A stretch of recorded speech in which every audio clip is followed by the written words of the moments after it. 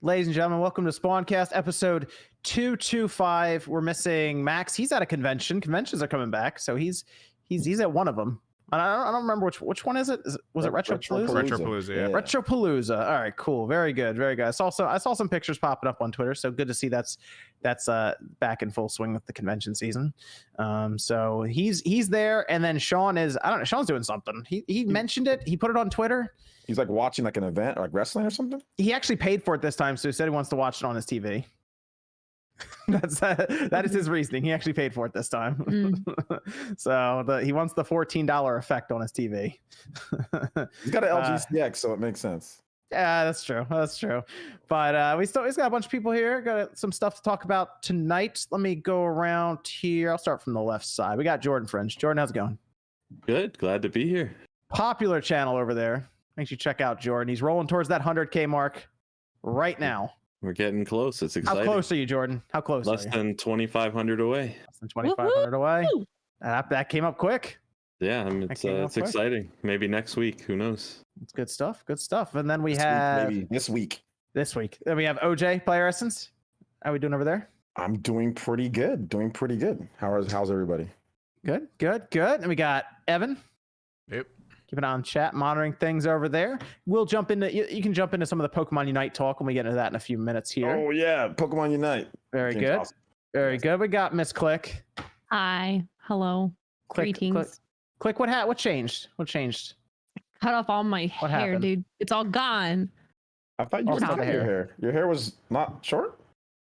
No, I cut off. I think you said it was like 4 inches, 5 inches. It grows fast. So got it off, baby. No, looks good. Thanks. And we got MVG. How's it going, MVG? Doing good, man. Thanks for having me on. Great to be here. MVG here. Good to have got a haircut. He got a haircut too. I did. I got my haircut as well. There we go. You like it? It's great. I do. Thanks. So we got Nate. Is Nate there? I am. Oh, good. Here. Hi, Nate. Oh, we need to start checking that before we go live. Probably be a good idea. Yeah, it's good to have Nate here. How we doing over there, Nate? The Yankees beat the Red Sox today, so that's always a good day.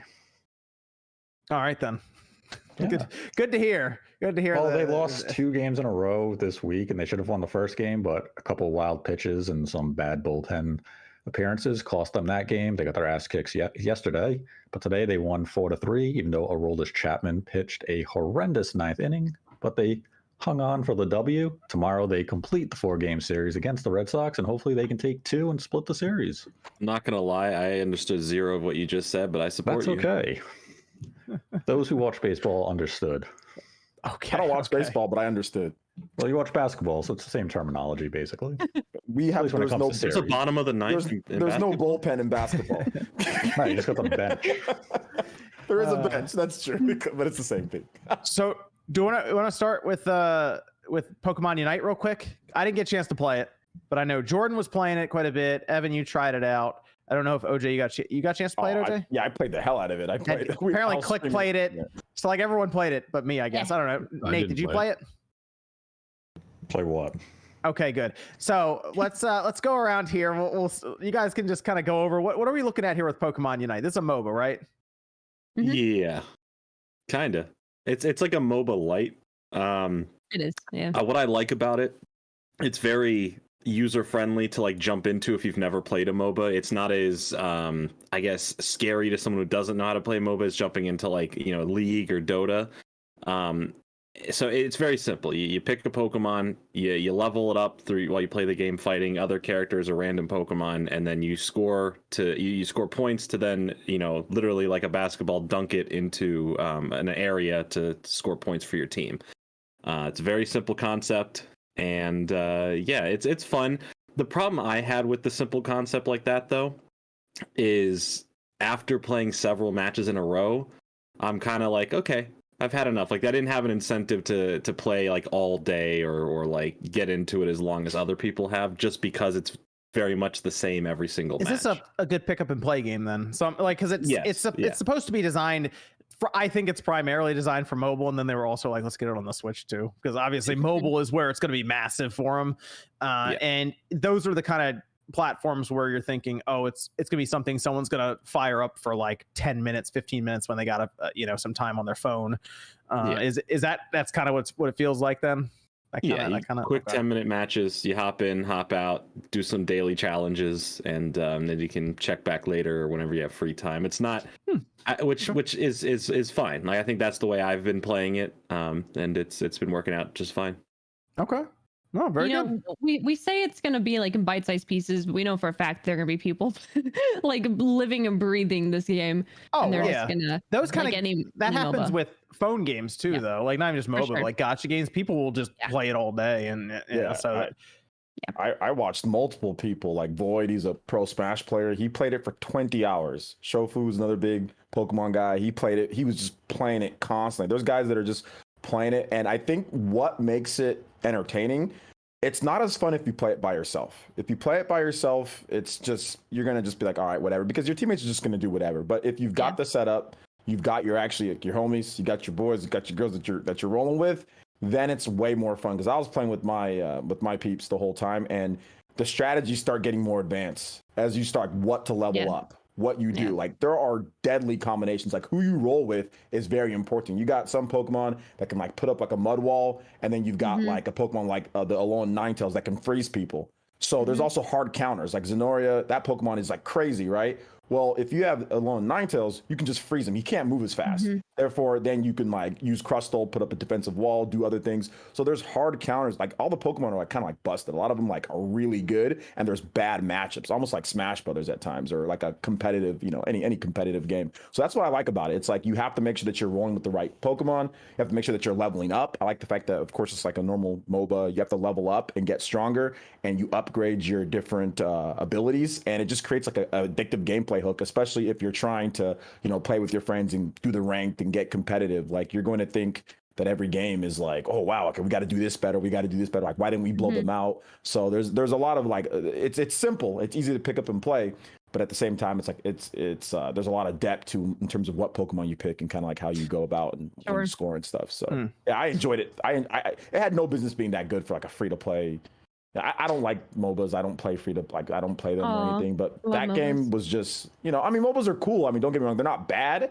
I just usually don't play them. But for some reason, we all were like, oh, we all hate MOBAs. Like, nobody likes. Then all of a sudden, we're like, okay, we like this, or for some reason, I don't know. Wait, Evan, you've been playing MOBAs for a while, Dota and all of that. What are your initial thoughts on this game? I mean, I didn't play it a lot. I got a few rounds in. It is the hyper casual MOBA. It takes out a lot of this major strategic elements that you get in either League or Dota or even some of the others. So it's mostly just about these little 5-minute, I guess, snippets of just playing a game and just getting through it and having fun and then going to the next one, which a lot of people complain about. I mean, a Dota game, the last one I played in non-turbo was like an hour and a half long. Yeah, like long, man. That's ridiculous. You got to put that it's time in. It's a lot of back and forth, right? Is really what it comes down to, Yeah, and it's knowing what items to buy, when, the pacing you have to keep up with. This game, Pokemon still has that. There's going to be, over time, there's going to be metas that form of like paths you need to take to maximize the experience gain to level up faster than the enemy team, stuff like that, just basic things. But one of the things I haven't gotten to yet is, I guess, the payment side of it, because I only played like a few rounds, and I know there's held items. People talked about that. I was trying to see how close they were to League of Legends runes, because you do have to kind of level your character in League of Legends to get all the abilities and benefits that you can take into the games. So I was wondering how close that was to it, but I haven't really had enough time to look into that yet. Okay. There was some talk about like issues with payment, like money that goes in, like pay to win mechanics. I don't know enough about the game, obviously, to comment on that. Is there like buying to like become better, like it's not just cosmetics, it's advantages? Most of it it's like cosmetics, but like you can get like coins to where you can get certain items, like buy certain items or get access to those. But I think the thing about it, for me at least, is that there's a lot of just busted things about the game from the beginning. So like Alolan Ninetales, I didn't pay anything for that, and the Pokemon's really good. Like, there's certain items that they just give you just by playing. You can just unlock them. It just might be a little bit longer to take to unlock. But you can still like play. I'm pretty sure we were playing against people that paid for some stuff. I can't really tell, just because when you're playing, you're not really thinking about who's paying for an item or something like that. I mean, I don't know, who's paying for what or what's going on. I'm just playing, and if you have good strategy, you just keep playing and you can win or you don't win. But yeah, that's something that I definitely need to. I think as we go along and see what happens there, I think that's going to be something that people can pay attention to. But one more thing that I wanted to talk about the game real quick is like I really like the Pokemon battles in between that get you like buffs. Like you can like fight like Zapdos, or you can fight like Dreadnought, and if you beat them, you actually get like buffs for your whole team, which could like turn the tide in your favor, which is a really cool aspect. And this is all within like the 5-10 minutes or whatever too. So that's what I like about it. It's quick. Well, Zapdos is like a full swing. You can basically kill a Zapdos and turn a losing game into an instant win. Completely turn things around if you get that Zapdos, or if you get that Dreadnought kill. One's in the center, or if you get the Rotom kill, that's at the top. Usually Dreadnought's at the bottom, Zapdos is in the center, but of course it's riskier because everyone's going to be going there, looking for that Zapdos kill. So very interesting type of game. Very good. I think the cool thing about it though is that as long as they're putting in effort in new releases and or changes, the game constantly is going to be evolving. So as new Pokemon are announced, or new items, or if things get buffed or nerfed, depending on how they feel like the game is balanced or unbalanced right now, that could completely, change characters. With MOBAs, you'll often see tier lists of characters that you play or that you don't play. And I'd be curious to see, I know there'll probably be people who are doing the research, who are sitting there in the practice arena, doing the hard numbers and looking at, okay, what is viable, what isn't. And even though it is a super casual game, I'm actually really curious to see the people who like take it to take it really seriously and like probably want to. A lot of people I know are going to make this like their streaming game, and it's cool to see that. Like I see a lot of people with the positive reception that they're enjoying it more than they thought they would, especially people who weren't familiar with MOBAs beforehand.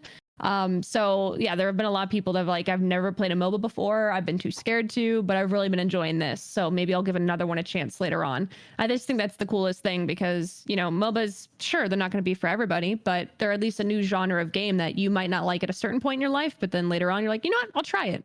And then maybe you end up liking it. So, You know what, it reminds me kind of like Smash in a way. It's like a very easy to pick up and play.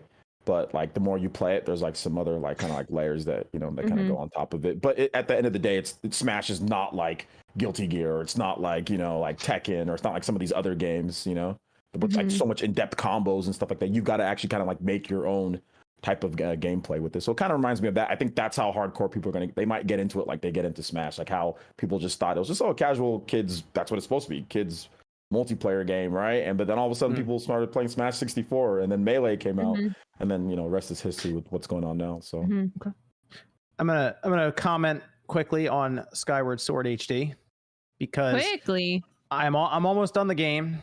I'm about right at the last dungeon, and it is better on the Switch than it was on the Wii.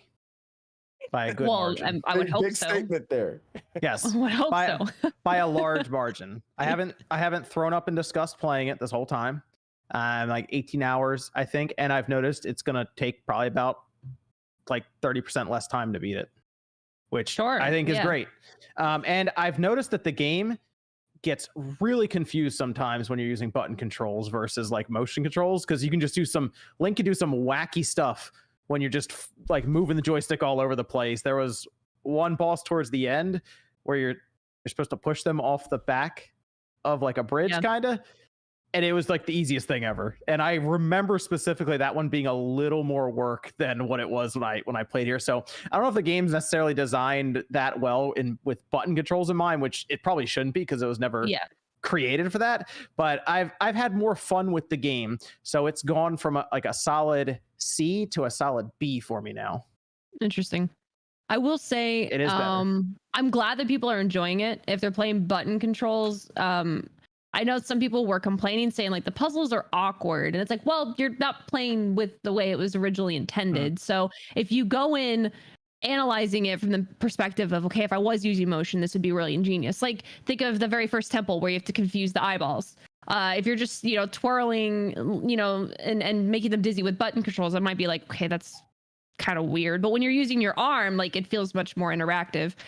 So, part of me is like, I remember the first time like playing through that specific boss and being like, yo, that was really cool. And to think that maybe it almost is like undermined it a little bit because the button control in that specific instance, it's a little sad. But overall, I'm just glad that so many people have finally given the game a chance. And I've had so many people tag me on Twitter this week saying this is like my favorite Zelda. Even if it's not the conventional way I would enjoy Zelda, like this is my favorite story. These are my favorite characters. And I can't wait to see how I might connect to Breath of the Wild too. So yeah, it's been a really cool week. I've been on cloud 9, like getting to see everybody's experiences and them talk about it. So been pretty cool. Yep. I've enjoyed my playthrough of it, so it is definitely better than when I played it on the Wii. So, like I said, I didn't really get that frustrated with it or anything. So it's much better. Although I don't like the motion controls with it here. I actually like the motion controls more on the Wii than on the Switch. Still, I tried them again. It's still just not the gyro. I would reset to the center. The pointer controls on the Wii much better. So the recalibration, it's like every time you go to make an interaction with this version, you will have to hit the recal button. Like my thumb doesn't hover over the jump button anymore because on the Wii, it's like you had your A button, you had your B trigger, and then you had the nunchuck, and those are like the 3-4 buttons that you use. This one, it's like you have the ABC, or ABXY. You got the bumpers as well. Like I don't find myself doing backflips or jumps as much anymore on this version. Is I'm recalibrating and just keeping my space and then moving in. But the recalibration button, I was telling chat the other day, it annoyed me. Like the first day I was playing it, I was like, man, it kind of sucks. I have to do this as much. I understand why.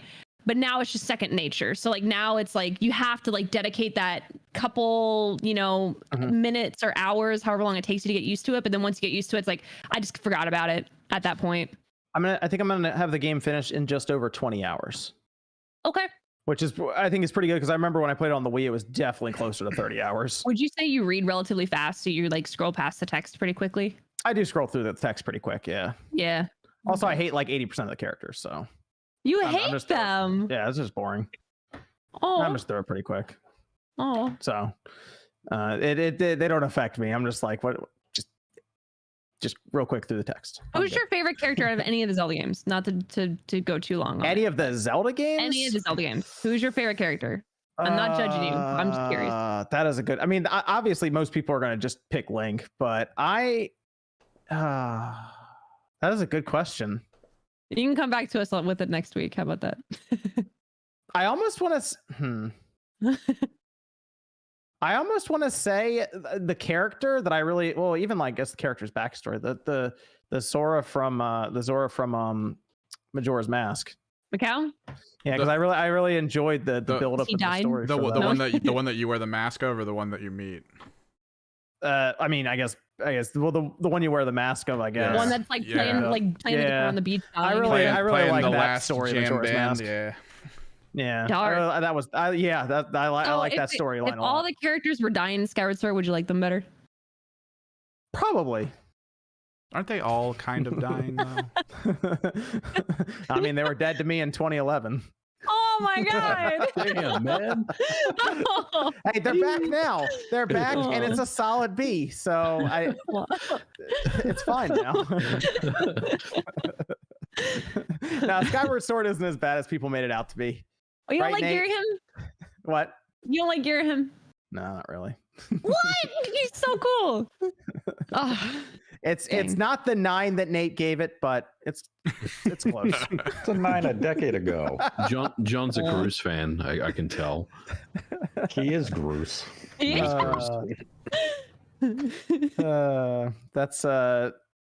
That's Nate. He gave it a 9, just so everyone knows. In 2011. And that's when he hated it. That's what he hated. Imagine what he'd give it now. I recognized its positives. It's better now, so you'd probably give it a 9.5 now. It's still a 9 to me.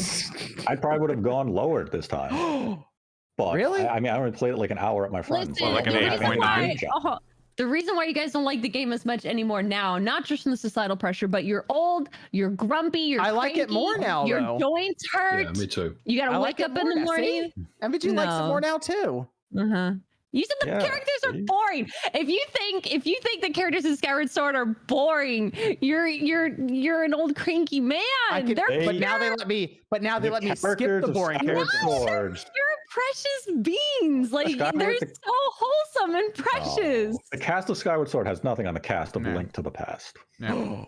He's No, that's not even the same, dude. Like the involvement you feel from those games are two totally different dynamics. They don't have Yeah, anything Link on to the Skull Past Kid. brings me nothing but endless glee, and Skyward Sword makes me sit there saying, "There's better Zelda games than you." Link to the Past is little sprites on a screen. You Phantom can't Hourglass. see the emotion or hear the wind or Whoa, feel. whoa, freaking- Hold on, I like where I Click's love going with Link to this. the We need a Past. remake. But yes, I agree. I think if you brought it into a more modern version, that would be a little bit easier to make a comparison, sure. But Link to the Past focuses more on, yes, a little bit what's happening on screen, but it's a lot of your imagination and the enjoyment you first had in the naivety of your youth and being able to make Link that to the Past experience is happen. consistently rated as one of the top 5 greatest It's the video best- games it's the ever best Zelda made. game. Just It's like the best Phantom Zelda game. Hourglass is number I- one, baby. Sort of, I swear to It's God. not the best Zelda It's game, the but best it's Zelda game. it's the best top-down Zelda I will. game.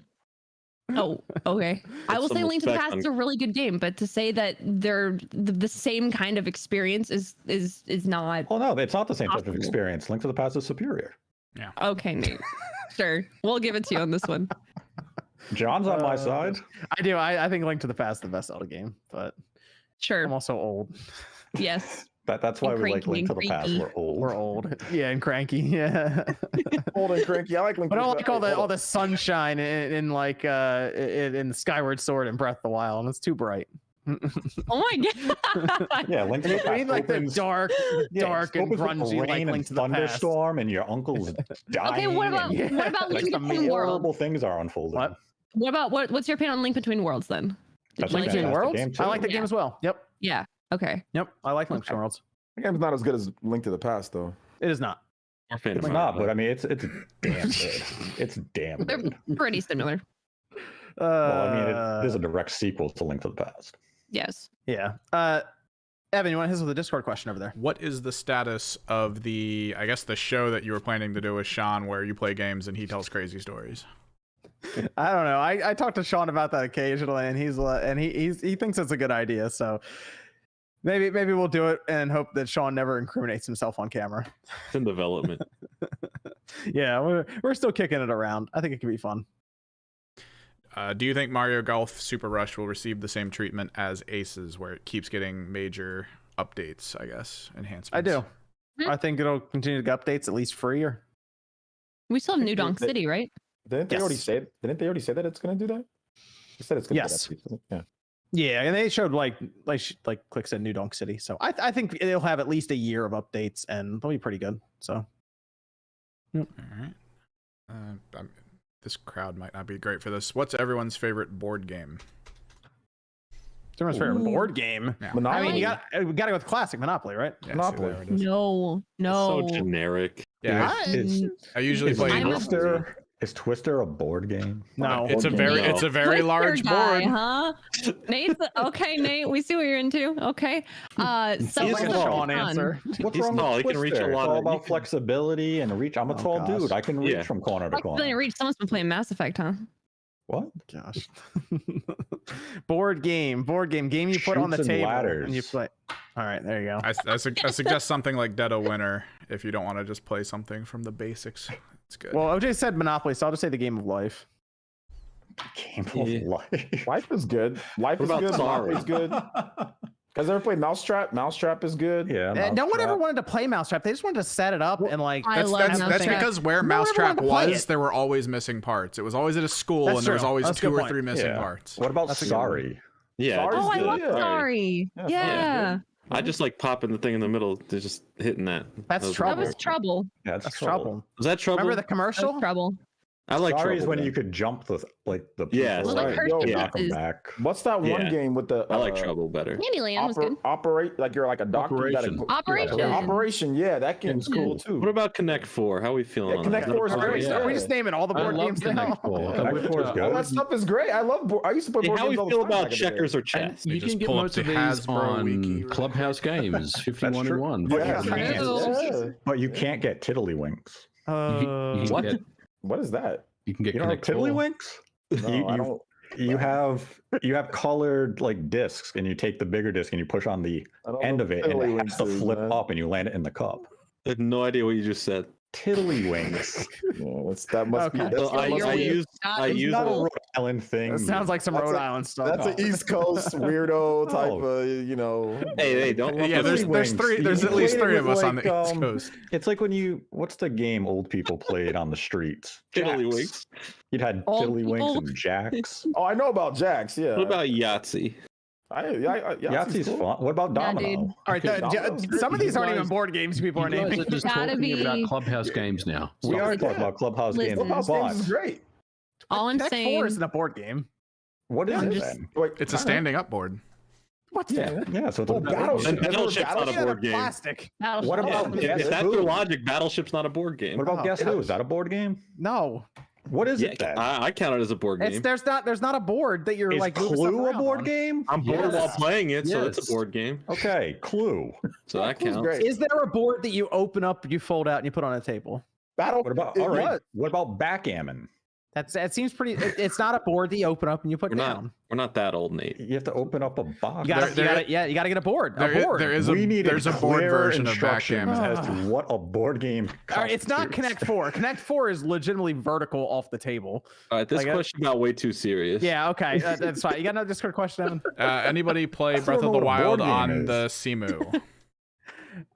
Yeah, I've played Breath of the Wild on Simo. I did it in 1440p because that's the monitor. I have not done it in 4K. It looks very good though. Looks very good. I didn't do the VR mode. The VR mode would be pretty cool. I already know MVG's used it, so. Yep. You got another one, Evan? When the M.2 update comes out for the PS5, what storage size do you think will be the most popular with current cost? 1 terabyte. 512 gig. I mean, 512 gigabyte. I mean, I feel like some people are just going to say, I'm going to get the 2 terabyte and call it, but that's going to be at least like $150 more than the 1 terabyte. So I feel like 1 terabyte, a lot of people are looking at it and say, you know what, that with the the 680 or whatever internally really that you get is probably enough. But I mean, I would be more inclined to just go for the 2 terabyte and call it right there. But I think 1 terabyte is going to be the most popular one. Yes. It'll really come down to which ones we're allowed to use too, though. They might not give us a 2 terabyte to use, like with their official like list of NVMe drives. So do we want to go into, we're going to start with, let's start with Nintendo Switch Online, just our thoughts on it so far after about 4 years, before we get to the Activision lawsuit, and then we'll finish up with EA and their EA Play Live. So this came up because of those Super Nintendo games that were shown. We had, what did we have? We had Bomboozle. That was one on the Super Nintendo. Or that one was pretty popular. Jelly Boy? I don't know. It's just somebody with jelly.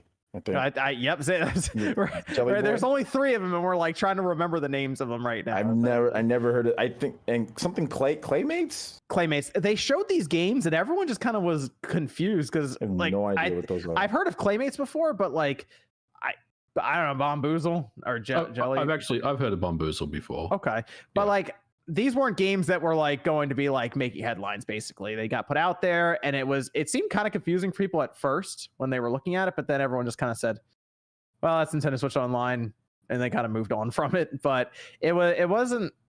Was this the worst selection we've had so far put out? So, I mean, we had one that was bad, but then before that, we had all 3 Donkey Kong games show up 1, 2, and 3 back to back to back. So that was a pretty good run. But it does feel like now that we're into 2021, I noticed because I was looking back through them that the selection has been kind of on like a decline in terms of what they're adding on to the service. And based on last year, their next game update, I guess, would be in either September or October, a couple of months after July's release. So I was looking at the Nintendo Switch Online a bit more though, in terms of like the features and stuff. I talked to you a little bit about this, Nate, about what was being offered here now after about 4 years, right, of the system. I looked at my membership, by the way. It said I started paying 2 years and 10 months ago, because remember, did that beta basically for a little while, right? The beta where they didn't make people pay for it for a while. First year was like Yeah. So we are coming up. Like 30 days or something. We're coming up on that the September anniversary or whatever when they started it. So I guess it'd be 3 years of paying at that time in September, which means I've paid $60, which is what I pay for Xbox Live and PSN every year anyway on its own. But yeah, so in September it'll be a year. I think this lineup shows that they desperately need to add new hardware to the service. I mean, I think that's what everyone really would like to see. Like, Yeah. I think most people want to see. I'm torn. Would people? This sounds like a time for a poll. Would people want to see either Game Boy or N64? I mean, those are two realistic ones, right? Am I missing one? It depends on what you constitute as Game Boy. Okay. Are we talking about Game Boy Color, and Game Boy Advance? I'm going to say yes. No. Just Game Boy brand in general. Game Boy, Okay. Game Boy Color, Game Boy Advance. The whole thing. Including the Super Game Boy? What?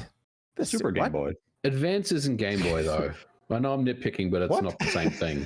Game Boy, GBA is not Game Boy. It's a different system. So can I say Game Boy Advance with backwards compatibility for Game Boy then, MVG, in this option? Sure. Okay, cool. Sure. Game Boy Advance, and it includes that, okay? And I'm going to do that at N64, okay? Which system do you want to see added? Okay. But they still haven't even added NSO. all the best Super Nintendo games yet. See, that's what I was going to say. Like, there is still a massive amount of great games that they can continue to bring to this service, right? I Okay, mean, which They one do you just want put on Jelly Boy. What more do you want? which games do you guys want to see added for Super Nintendo before you move on from that to like Game Boy Advance? Well, I mean, N64? there's the low-hanging fruit, of course, Chrono Trigger, Super Mario Okay, RPG. so I'm glad you Earthbound. brought up Chrono Trigger, and I'm actually glad you brought that up too. Never going to happen. I understand, but I was asked, what do I want to see on there? Let's rephrase the question. Realistic Super NES games that come Earthbound. to the service. Earthbound. That's the obvious one, right? Yeah, Earthbound is probably the biggest and most obvious one that people would want to come to the service before we get into third-party or licensed software from that era that just will never happen due to whether licensing agreements or that a publisher will find more value in releasing the game What as kind a of a native check do you Switch think? port. Do you think Nintendo would have to write Square to get Chrono Trigger on there? Like it would have to be like a decent Substantial. amount of money. Yeah, that'd be a serious amount of money, I think, because I mean, if Square really wanted to, they would drop it on there for $20. And let's be real, a lot of people would buy Chrono Trigger for $20, provided it wasn't terrible and like they the mobile haven't done that version. yet, though. Which there's the DS version of the game, and there's also the Super Nintendo version of the game, and they haven't dropped it on the. I am virtual- surprised on they the- haven't done anything with that on the Switch, OJ. The way you're bringing it up here, it's weird because you figure it'd be easy for Square to do, and it's like easy money for them. I don't think Square cares about Chrono Trigger anymore. Like honestly, I think they don't care. I think maybe they're setting something up. They announced the new Mana game, which that's cool. A new Mana game's coming, like a big new Mana game's coming. So that's dope. But like they've done nothing for Chrono Trigger in like decades. Like in terms of new, there hasn't been a new game, like not Radical Dreamers, not that stupidity, but like an actual real game since the PS1. Yeah, it's been a bit. It's been 20 years. Like I don't think they care. Is Final Fight on there? Is that on the Super Nintendo or the online? I don't. No. Final Fight's not on there now. Is Uniracers on there? Uniracers is a weird, but that one should be on there because wasn't that published by Nintendo? Am I wrong on that? Maybe. Hold on, who published that? I feel like that it had Nintendo's name attached to it in some way, and Uniracers was actually a pretty cool game. Yeah, Nintendo published that one. I used to play it back in the day. It was fun. Is, you know who developed that game, by the way? Retro. You know who developed Uniracers? Yes. Who was it, Nate? It's Rockstar. It was Rockstar. I wonder if wonder if there's Like, something up with that. Interesting. Rockstar hates Nintendo. They're like, What no, about- you can't have Uniracers. That's where they draw the line. You draw the line at you can take GTA, but don't take our Uniracers. Uniracers with online though would be pretty cool. That'd actually be fun. a bunch of old people playing that. What are you playing? What'd you do tonight? I played Uniracers online on the Nintendo Switch. What else you got, MVG? Well, some of the Konami games, right? Like Sunset Riders and Pocky and Rocky and games like that. Like we haven't seen those. I mean, there's still some stuff. Like, have any of the Mega Man games shown up there yet? Like, I don't really follow the service. I think they're keeping that on the collection on purpose, Capcom. But you figure they drop one, right? They're like, let's put one here, and if they like it, maybe they'll seek out the collection. That kind of makes sense.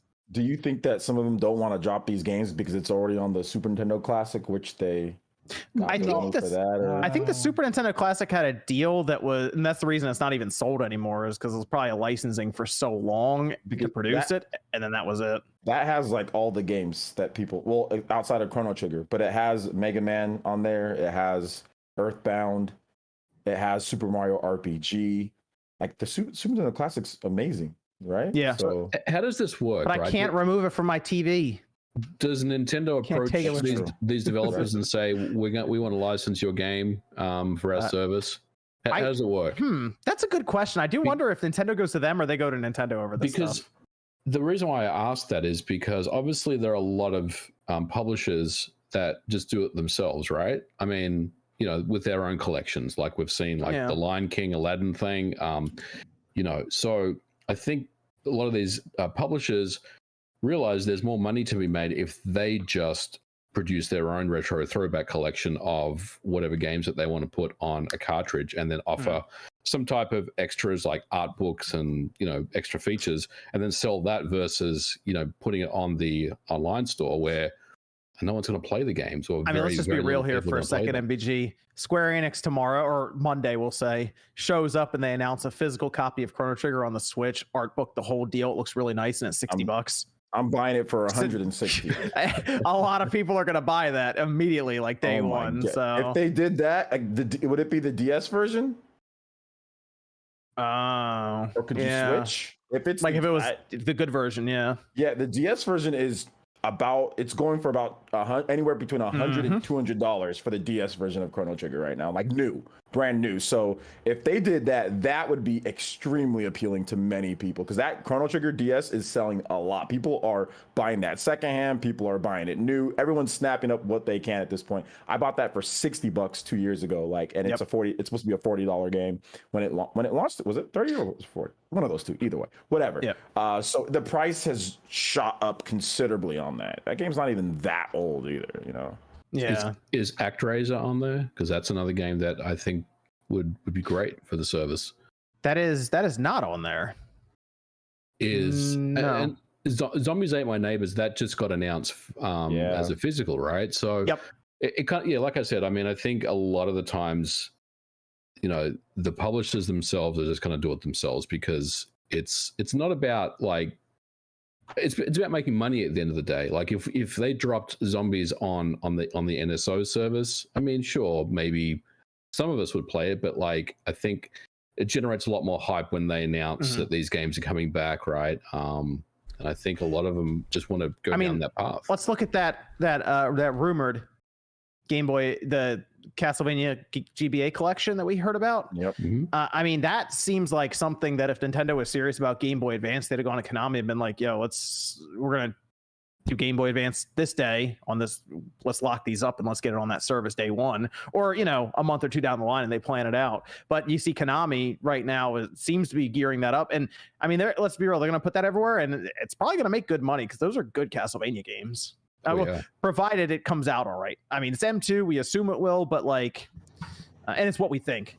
It could be two of them for some weird reason or something, who knows? But that's where Konami is going to make probably substantial amounts more money than. Let's be clear here, because some people think it's going to be all 6 games, and it's not. If they do it, it's going to be the GBA games. It's going to be the Game Boy Advance games. Yeah, that's Some people are thinking, oh, well, they're going to put the order, you know. Oh no, it's going to be the 3 Game Boy Advance games on there, and they're going to call it. And they're probably going to do a separate one with the DS game. Oh yeah. Oh, absolutely. I'm going to do a separate one with the DS games, which those are some of the best games ever made. So I really am looking forward to that one. But yeah, it would have been nice if they could have got like some of the Castlevania stuff on there, you know. The poll appears to be favoring Game Boy Advance over N64.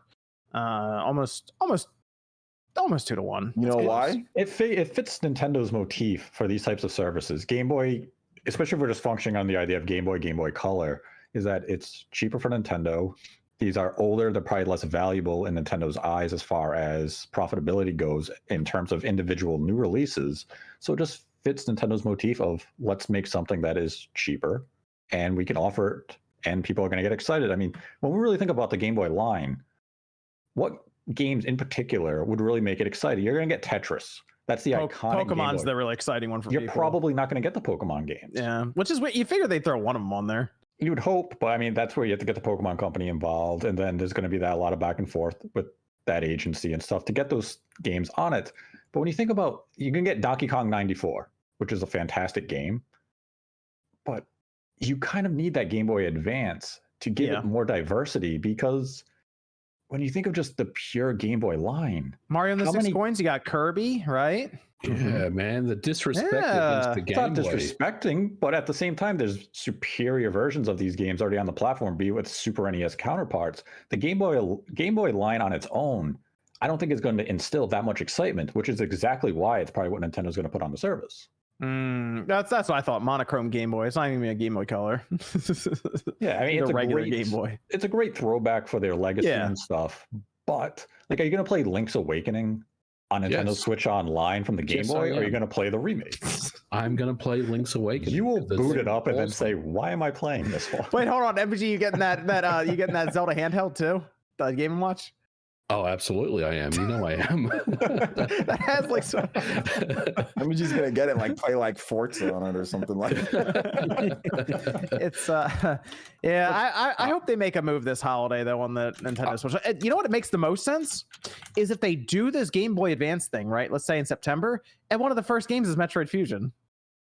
That would be great. If you do Metroid Fusion Zero Mission, that'd be thrilling. If you do the Game Boy line, you can at least get Metroid 2 Return of Samus, which is a very different game from the 3DS one. That's not thrilling though. That game. No, it's not. I mean, like, they're going to give you, here's like Wario Land 2. It's a fun game. I agree with Nate, man. The Game Boy Advance is way more hype, and also Game Boy Advance, like, the game's aged way better than N64 and Game Boy. Like, Game Boy Advance games still play really good today. So, like, I mean, go ahead, OJ. I'm sorry. Go ahead. No, I was done. Oh, I was gonna say, do we really do people really think that like for Metroid games, right? They're on the Wii U, which is cool. But like, do people really expect like the 85 billion Switch owners or people who are really curious about Metroid in that group to go get a Wii U?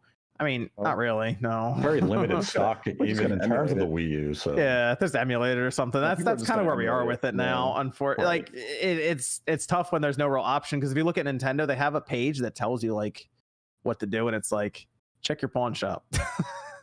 Which is they actually officially said they do. Go find the second hand somewhere and spend like $300 to play Zero Mission. It says you can go on eBay, and it's like, make sure you sanitize it.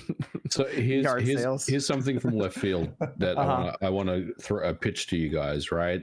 So we've seen the success of Game Pass. Game Pass is like just taking over the industry right now, right? Microsoft is killing it. So why wouldn't Nintendo offer up a Game Pass-like service for their Nintendo Switch Online and include N64, GameCube, maybe Wii, and Game Boy Advance, right? And then you've got games that come in and out every month, and maybe just offer it for, a premium price, right? You know, like $10 on top of whatever you pay, or $5 on top.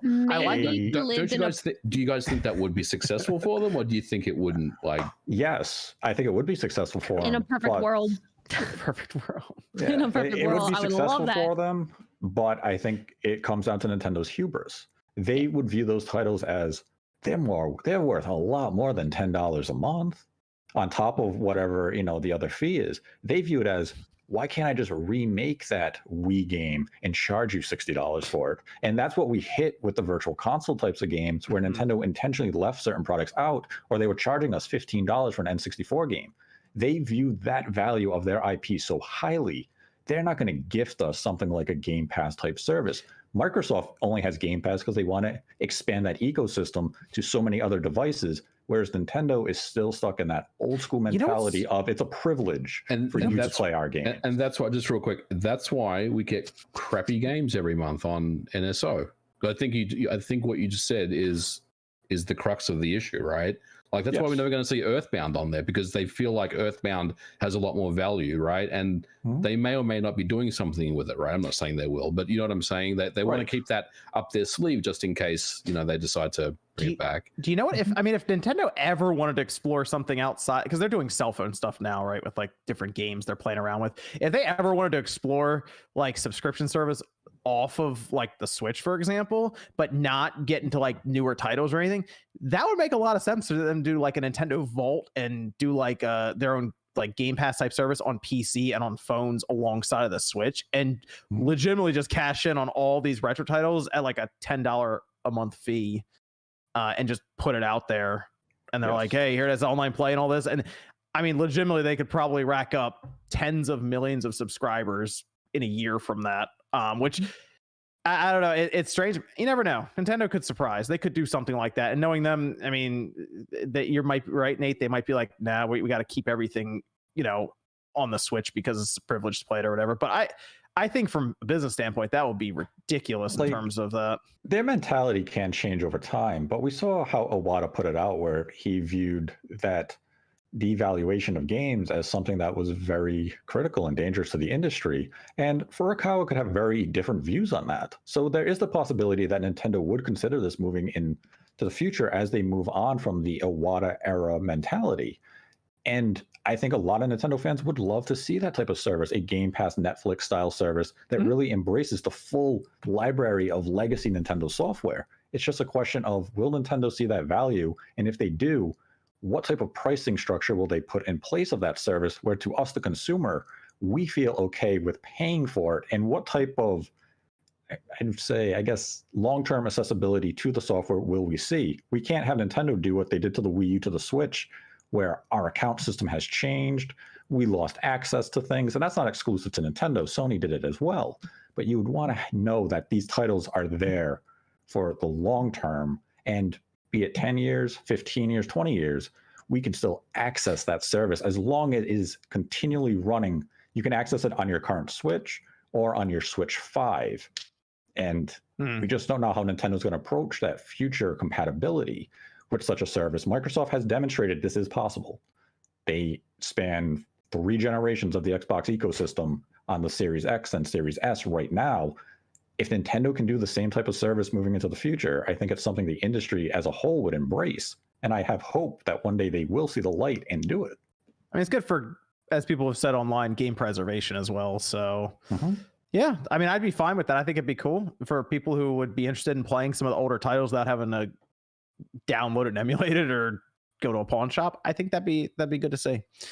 We'll just we'll have to see if that ever is feasible for them to attempt. I mean, we're 4 years and a few months into the Switch, so I'm almost wondering if they're starting to run out of time this generation for something like that, and maybe that's something they look to with like the Switch successor or something.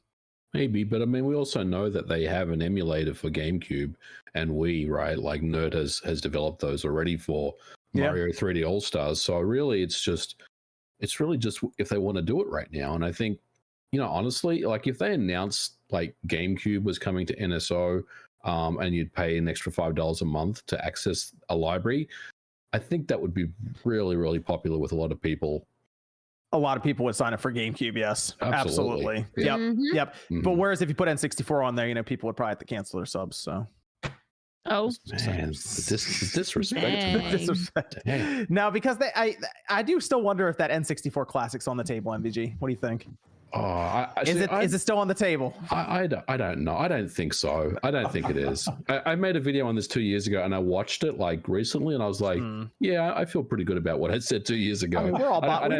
think anything's So changed. like, yeah, absolutely, absolutely. Would buy it. Well, I'd be interested to see what they would have used inside of it to emulate it. So it seems like Nintendo's moved on from the mini consoles thing. Like it's all about the Switch now. Getting that stuff on the Switch hopefully is something that they've got on their roadmap of deliverables. You say that, but the Zelda Game & Watch, man, I wish that was Virtual Console. I hear. Yeah, let me give a shout out to new member Blurpy24. Thank you for becoming a member. Appreciate that one. And I'm gonna go ahead and end the poll here. 61% voted in favor of the Game Boy Advance over the Nintendo 64. So here's hoping Nintendo has that slated for some point. Yep. You're gonna get Botkai, and you're gonna get what else are you gonna get? Oh, are we disrespecting Kojima's Game Boy Advance game?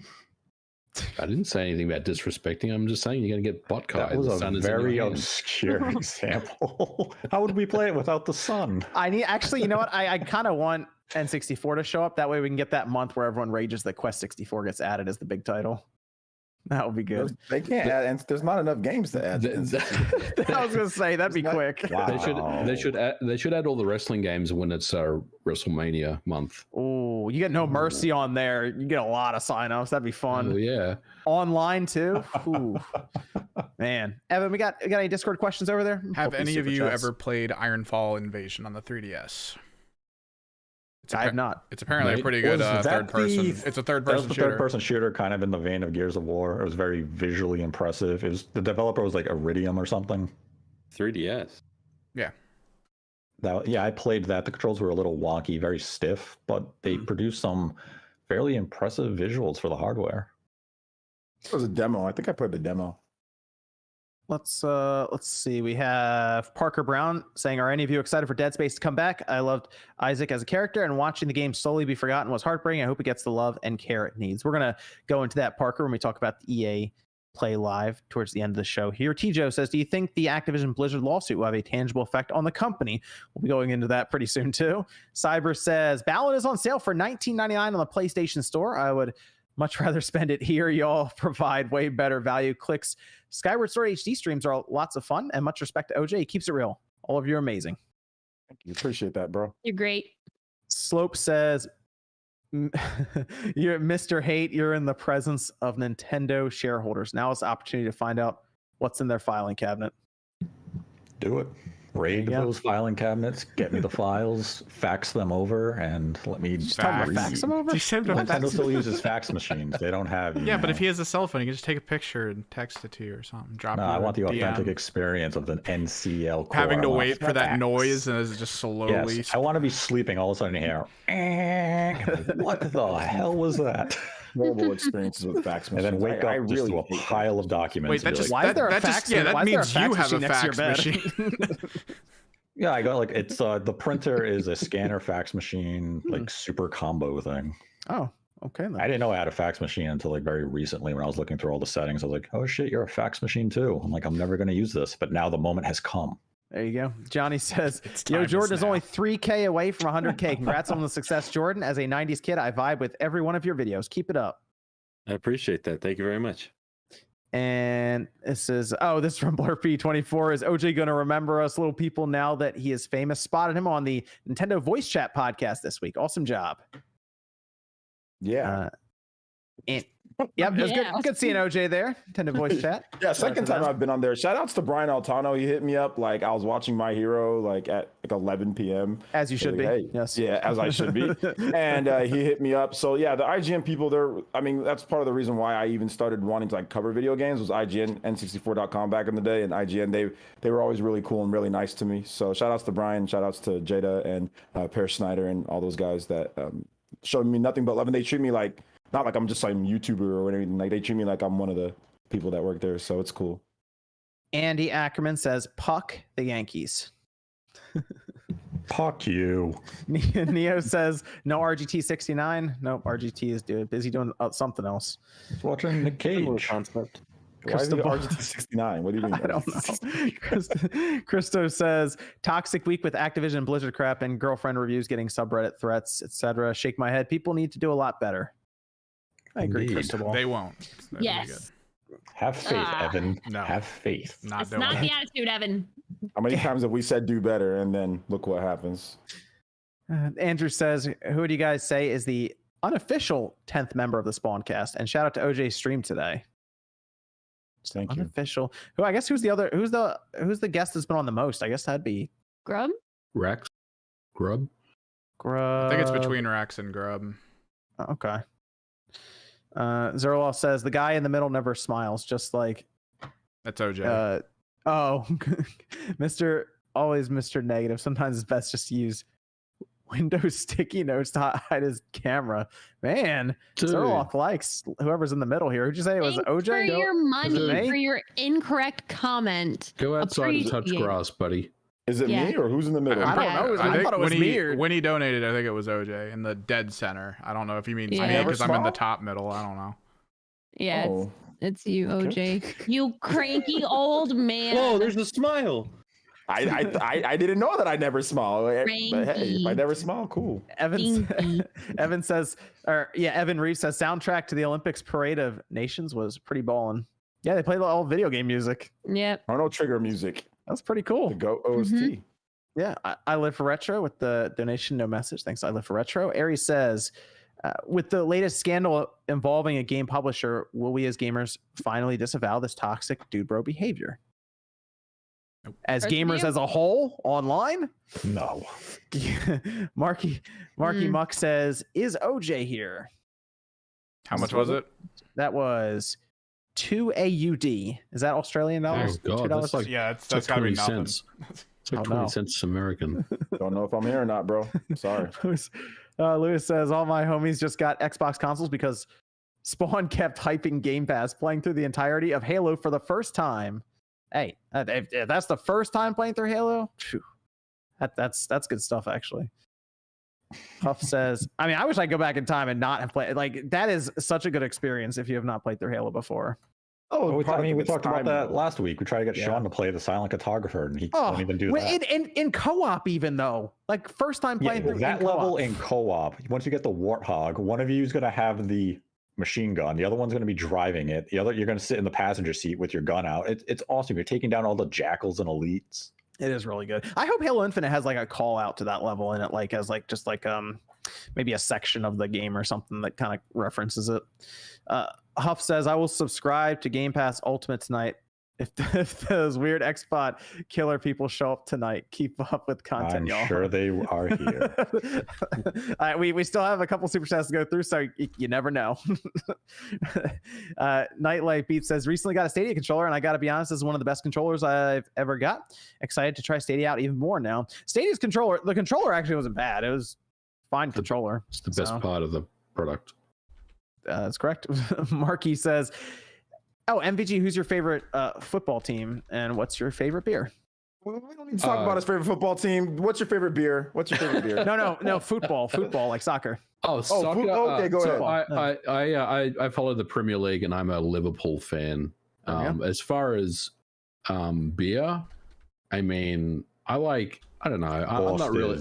No, I don't drink that direct goat piss Foster's thing. No, I like I don't know, man. I'm not really a big beer drinker, but I'll drink, like Heineken or Stella or something like that is usually pretty good for me. All right, I like Blue Moon. I like Blue Moon as well. Big Blue Moon fan. I respect those choices. Nothing like a nice Stella Artois or a nice Blue Moon with an orange. Orange, yeah, orange. Yeah, orange. Empty calories. Orange. So let's go over to this. I'll come back to these, and we still have some super chats I'm sure to go through. Let's move over to the Activision Blizzard lawsuit. This was filed in California. This is from the state of California, by the way. So it's getting serious if the entire state's suing you over it. By the way, you're in trouble if they're after you because they don't do anything. So I feel like the amount of money it would take, they probably have enough accounts, and they went through it. There was a lot of stuff in there. About a 2-year investigation into their workplace, kind of the culture that was cultivated, put together there, and all of this. And the accounts it was pretty bad. You reading through the accounts and the allegations and the testimonies, all the stuff that was laid out here, and it's Activision looked pretty bad the entire way through, and it got to a point certainly where there were some stories in here that led to like suicide and all of these other things. So it got pretty out of control the further you went down, the more you read about this. But since then, we also had a response from Activision, and the response seemed to be more or less pointing to it being over exaggerated, and even from accounts of years and years and years ago. So they weren't exactly embracing the idea of this lawsuit being correct necessarily, is the way it was painted. But then we had the ex-Blizzard head that like had internal emails and then also put out a statement, and it's all over the place in the last 24 hours about this. And I guess they're gonna be putting this through the court system, so there'll be due process for it. And the only thing I can tell though is this just money? Like, would Activision just end up paying out money if they're guilty, or they're found that there are like violations and issues? Hopefully getting rid of people hopefully getting rid of violators too. Not just right now. But that would be that would be up to the company to do it, which would be good because then it's like, hey, yeah, we don't want to be related to this, but right. I was looking through the Bloomberg Law stuff, and it says like the restitution, all of this, it was mostly just damages and like monetary stuff. Yeah. So I guess that's what happens, obviously, through suing and everything. But it seems strange that they could go through all of this, which this seems like it's going to be a long case anyway. Like, I feel like this is going to be potentially like years even. To answer your question, though, John, it would be restitution to the victims in there, and it would be a fine to Activision, directly, just a direct fine for violations of the law. You know that. So that's what it was laid out by Bloomberg Law. Yeah, and I was like, really? That's all? That's what that like if they go through all this and restitution and fine. I mean, and also obviously really bad PR. I mean, but yeah, I mean that is next level PR, obviously, compared to, we'll talk about Activision and like, you know, all the wild stuff they'll do with loot box and everything. This is like next level, obviously. But my thought and concern with this is the fact that it's like, it wouldn't affect sales when it comes to, let's be real, 90% of people who are buying these things who aren't paying attention to this stuff. I mean, I'm sure there are plenty of people who don't even know that like the new Call of Duty game coming up, it's Sledgehammer making. It's not even technically the big Activision logo on the outside, you know, that's developing in studio under Activision, but it's Sledgehammer. So the fact that we then hope that people who are going to like Walmart or any of those places would at least be mindful of this, what Activision's done with this is, unfortunately, I don't think that's not going to happen. What are we thinking here after reading through the Activision lawsuit and the accounts and everything that was laid out? Well, I mean, I got a few things I want to say about this. So it's just sad, you know, like I really feel for the victims. You know, reading that stuff was just horrifying, gut wrenching. I mean, really, really hard to read some of that stuff, you know, and I don't know, like even now that I think about it, I just feel really, really sad about the whole thing.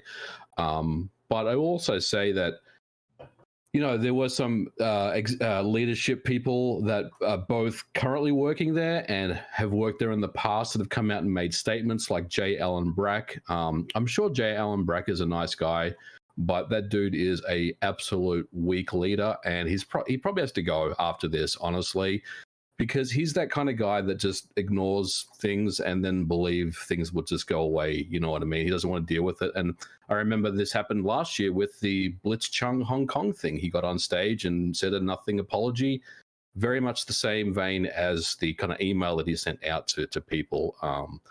So I also think that some of the folks that have left Activision, some of the leadership aren't off the hook either. I mean, some of them have been named in the lawsuit as well. So yeah, look, I just think it's just really, really sad overall. And I think there will be some change that comes out of this. I don't think Activision's going to, you know, lose their share price isn't going to go down or anything like that. They're not going to like go out of business or get just, you know, run out of the game industry, because that's a ridiculous thing. But I do hope that there is some change that comes out of this, because like every year we hear about these stories. Last year it was about Ubisoft. Ubisoft, yeah. It was like this time last year that there was the big thing about them. This year it's Activision. I mean, this shit just has to stop, you know. There were some stories about Insomniac now going up online. Yep. Mm-hmm. And I guess the other point is, where's Bobby Kotick? He hasn't said a word out of this. Why hasn't he said anything? He runs Activision. Why isn't there a statement that's come from him? I mean, a lot of these things just involved in it. I mean, he could be, and you're right. I mean, he may not. And if he anything. states anything either way, it basically implicates anything. Yeah, implicates him. True, but I mean, a lot of you know, leaders there have made statements already. So you know, why wouldn't there be one that comes from him? It just, to me, it just shows, you know, weakness, and I feel like that, you know, there needs to be a major shakeup there. I mean, he just got that $200 million bonus.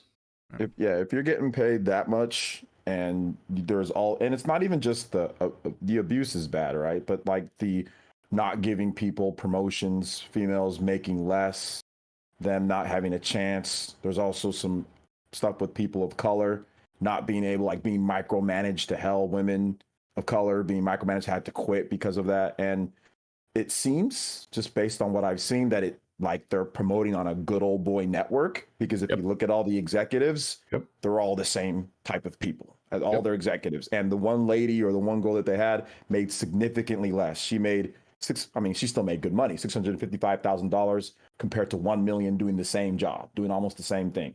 Huge pay gap, yet doing the same thing. So if it's happening at that level, it's happening at the lower levels. They talked about women taking way longer to become permanent employees. I mean, it goes beyond just the sexual abuse stuff. It's just the legitimate, like, unfair, stuff that's going on. That's illegal. You can't do that type of stuff, when it comes to, you can't discriminate based off of race or gender and all that, at least in California. Maybe other places you can, but you can't do that here in California, which is why they're getting with this lawsuit. So it's unfortunate, but like MVG said, I think there's going to be some good to come out of it. I think there's probably going to be some changes, or they're already making some changes, because they can't continue to operate like this, obviously. Now with this lawsuit and everything, they just can't. So hopefully things get shaped up there. But it sucks to see that, man, because I mean, like, it's not cool.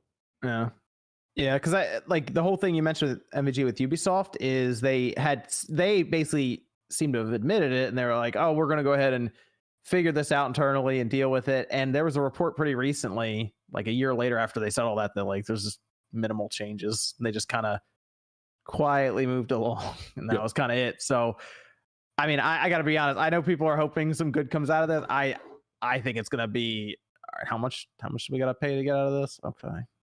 Let's keep moving. But I kind of feel like that's what's going to happen at Activision. It's going to be unfortunate. So I'd like to be wrong. That'd be nice with that. But just based on, I mean, a lot of people, like, I think now gamers are trying to figure out how to cope with this and deal with, like, what do you do when Call of Duty comes out and you're a big Call of Duty fan, but then you see this kind of stuff happening and you're like, what do I do? Do I still get Call of Duty? Do I just pass on it? Will that affect everything going on with this? That's kind of, because Activision has 9,500 employees. And I have a strong feeling what we're seeing here is from leadership. And how many people do you think would be involved in here that are really causing this? Because it seems like we haven't heard anything out of like Sledgehammer or Treyarch or any of those studios. Is this all at corporate Activision that we're hearing about this from? Yeah, I mean, it's good questions. Well, you're right. And I think, what do you do, right? That's the real tough thing, because look, most people that are unhappy about this are going to just boycott Activision games, right? Sure. Mm-hmm. But you're right. I mean, what percentage of that will that really be in the big picture? Probably 0.1%, maybe. I mean, we don't know, but I just don't think it's going to really have an effect on their bottom line at the end of the day. Mm-hmm. Because that's the unfortunate thing, obviously, is Activision is essentially at a point where they're too big to fail. That's the sad reality of the scope of that organization. And people are going to come out and they're going to boycott. We saw boycotts happen last year after the Hong Kong incident. And people have every right to boycott a company when you feel as though they are doing an injustice. And Activision Blizzard is doing an injustice here. And the problem with the boycott idea is the boycott is mostly for you. It's that you are boycotting against the company to help fix your world. Boycotting Activision as a whole isn't going to bring about change, because you not buying Call of Duty is not going to open the eyes of the executives or the individuals who are working at Activision HQ, who are committing these heinous acts. The change has to come internally. They have to feel the pressures internally. It has to be men who are working side by side these women to stand up and see the boss who is committing the sexual harassment or making the unwanted remarks and say, no, that's enough. And to stand up and to fight against the individuals who are perpetrating these actions within the company. And until you have that internal change, no external pressure is really going to amount to that. You have to change from the inside. And whether that is through this lawsuit, having, I don't want to say a watchdog group who watches internal affairs, but it has to be something greater than what we have in place now. HR, a lot of employees think HR is there to protect you. HR is there to protect the business. Correct. And that's a problem. Mm-hmm. As you saw with the Insomniac situation, they said, we went to HR about this, and they just kind of like, oh yeah, we know about those problems. And they brushed it off. That's a problem. And all with the Insomniac lead designer, I believe it was, for Rivet. They had the meeting about her design. And he spoke out saying, we don't have to sexualize her. She doesn't need a big ass. She doesn't need tits. She's a cartoon fox. And he stood up against other men who want to sexualize the character. And he eventually left Insomniac because he didn't like that direction. But he stood up. He could tell that it made the other females on the panel feel uncomfortable. And he made his voice heard and stood with them against those who wanted to sexualize a character. So at Activision Blizzard, it has to be within the company. It has to be the employees saying, this isn't right, and we're going to fight back against it. A boycott is our consumer right to say, we don't support these practices. Are we ultimately going to spark that change? No. But by all means, if you want to boycott the company, do it. Well, here's another question, Nate, because I saw this online now too. I'm seeing outlets say they're not going to cover Activision anymore. Like they're just outright just not going to cover it anymore. I think it's a good step. Will it really hurt Activision's bottom line in the end, though? No. Here's my thought with this, though, is like, how do we judge which, I guess, cases are like we should do that with? For example, Ubisoft. Right. Should people not cover Ubisoft anymore? If you want to be equal in your handling, then they shouldn't be covering Ubisoft either.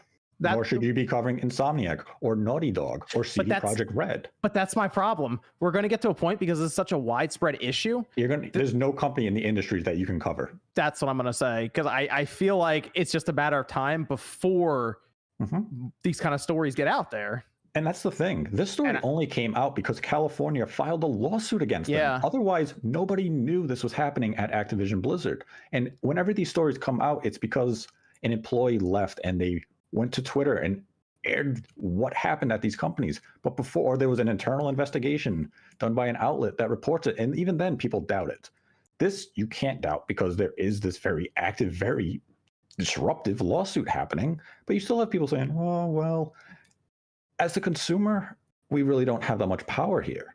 We can not buy the game, which by all means don't. But Ubisoft's been under like fire for these allegations in the and Assassin's Creed Valhalla is the best-selling Assassin's Creed they've ever released. The problem is, and I'm going to generalize here by saying the problem is that you have a lot of people on social media who say, I'm boycotting this company, or we're not going to cover this company anymore.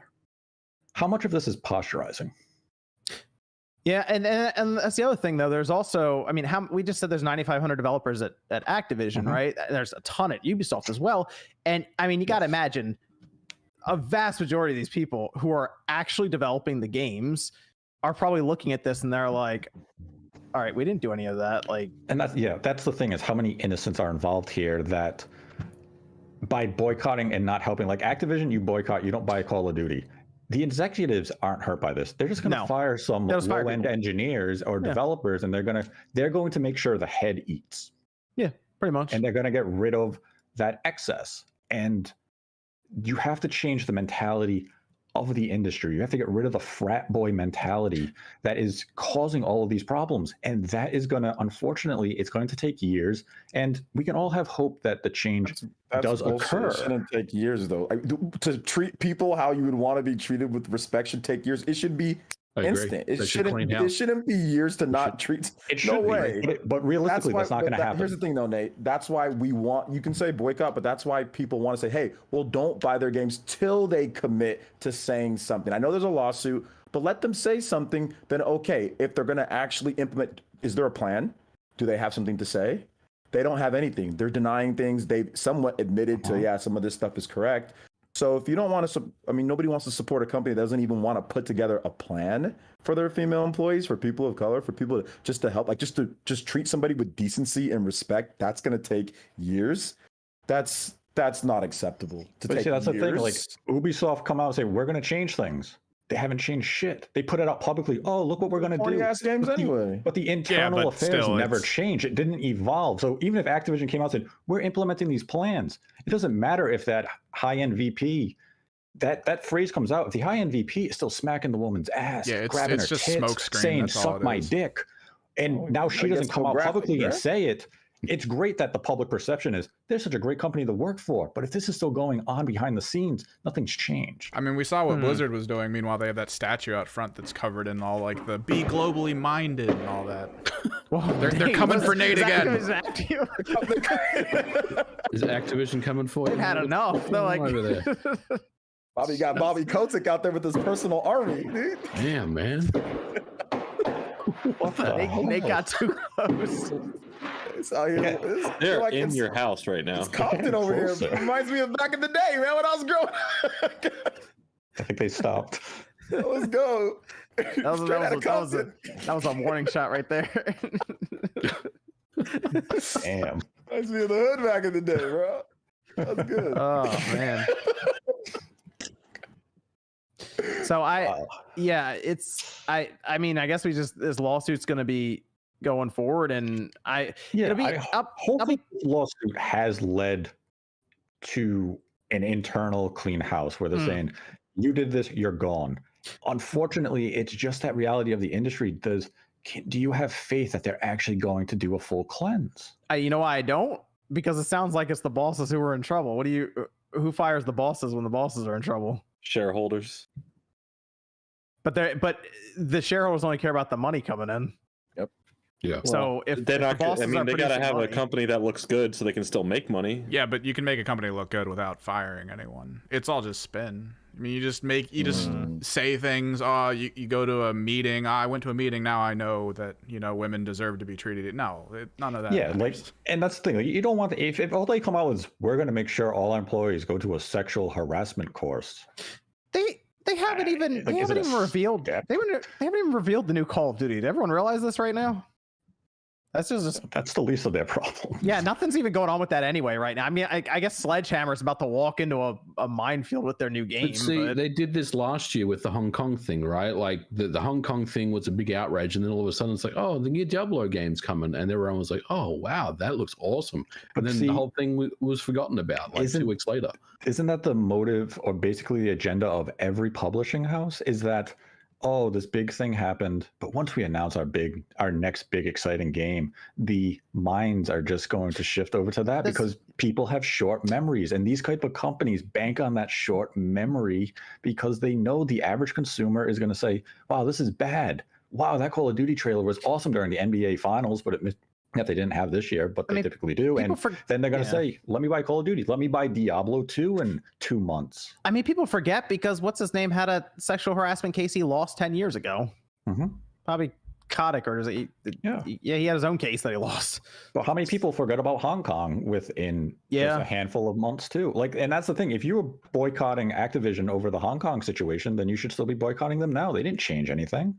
Yeah, but I mean, we've seen what happens with boycotts. It's in the moment. It's in the moment. No, I mean just with all these games online.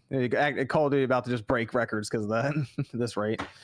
But I'm hoping I'm hoping they have some real change from this. Yes, they have to bring about real change, and internally they either need just a full-on house cleanse. Everyone bad gets the hell out. They bring in good people. They have the structure in place to protect their employees, that if you have a man come in who tries to pull this type of shit, he's held accountable. He is fired on the spot. Or, even if a woman is sexually harassing a male worker, she is fired on the spot for that type of behavior. And that's what has to happen for the entire industry. Because this is an ongoing yearly discussion with this industry, that there's someone at some company that this is an ongoing situation, and we find out that they are protecting their employees by saying, oh, you did this, we're just going to move you to another division so you don't interact with the person who filed the complaint. Did Click, did you want to comment at all on the Activision stuff before we move on? Yeah, it's obviously a little bit different for me because, like, ever since I was a kid, I've been a girl in a quote unquote guy's realm. Video games they are for everyone. And obviously now more so than ever, you see a more resurgence of females in gaming more than ever, which is awesome. I think the fact that the majority of females don't even want to speak in voice chats in games. Oh, it's just a competitive game. Oh, it's just the internet. That has had its time and place. I think nowadays it shouldn't be a term that is so tolerated nowadays. And I think we've become so accustomed to just letting people berate, belittle, become hateful, just really be sad individuals towards others, to where they don't even want to speak in games. They don't want to engage in games. They don't want to compete in tourneys in person at LANs. They don't want to be hosts or personalities. They don't want to continue making content online because they receive harassment because they are a female. It's a reality that I know you guys can sympathize with. You guys have helped me through a lot of issues that I've been going with in my personal journey through creation. And I want to say to everybody watching, to everybody listening, like, if you are someone who stands up and says things like against horrible acts or horrible things that are said towards women or any other person for however they identify, like, thank you. You are a leader, and you might not feel you made a difference in that point, but if there are other people as courageous as you to stand up and to make a change, just because a company might not have the change happen from within, or we see, you can still do things in your daily life. So to the people who have inspired me, I was just hanging out with a group of my patrons earlier, and I was telling them how much I respect them because they are good men, good women. They stand up and they say things that make a difference. This is something that is not going to feel like you're making a change. Someone might call you simp. Someone might call you a white knight. If it's standing up for someone to just be a decent human being, let them call you that. What's the worst that's going to happen? They're going to realize there's a lot more simps or white knights out there than they are. And honestly, it will make a change. But the thing is, I'm really tired of people being like, oh, it's just the internet, get over it. Because I've had people threaten me in my life multiple times, multiple threats. It really angers me because, like, you guys won't know the reach that it's had, and I'm glad. I don't want to get worked up, but I'm really tired of seeing people so indifferent about it.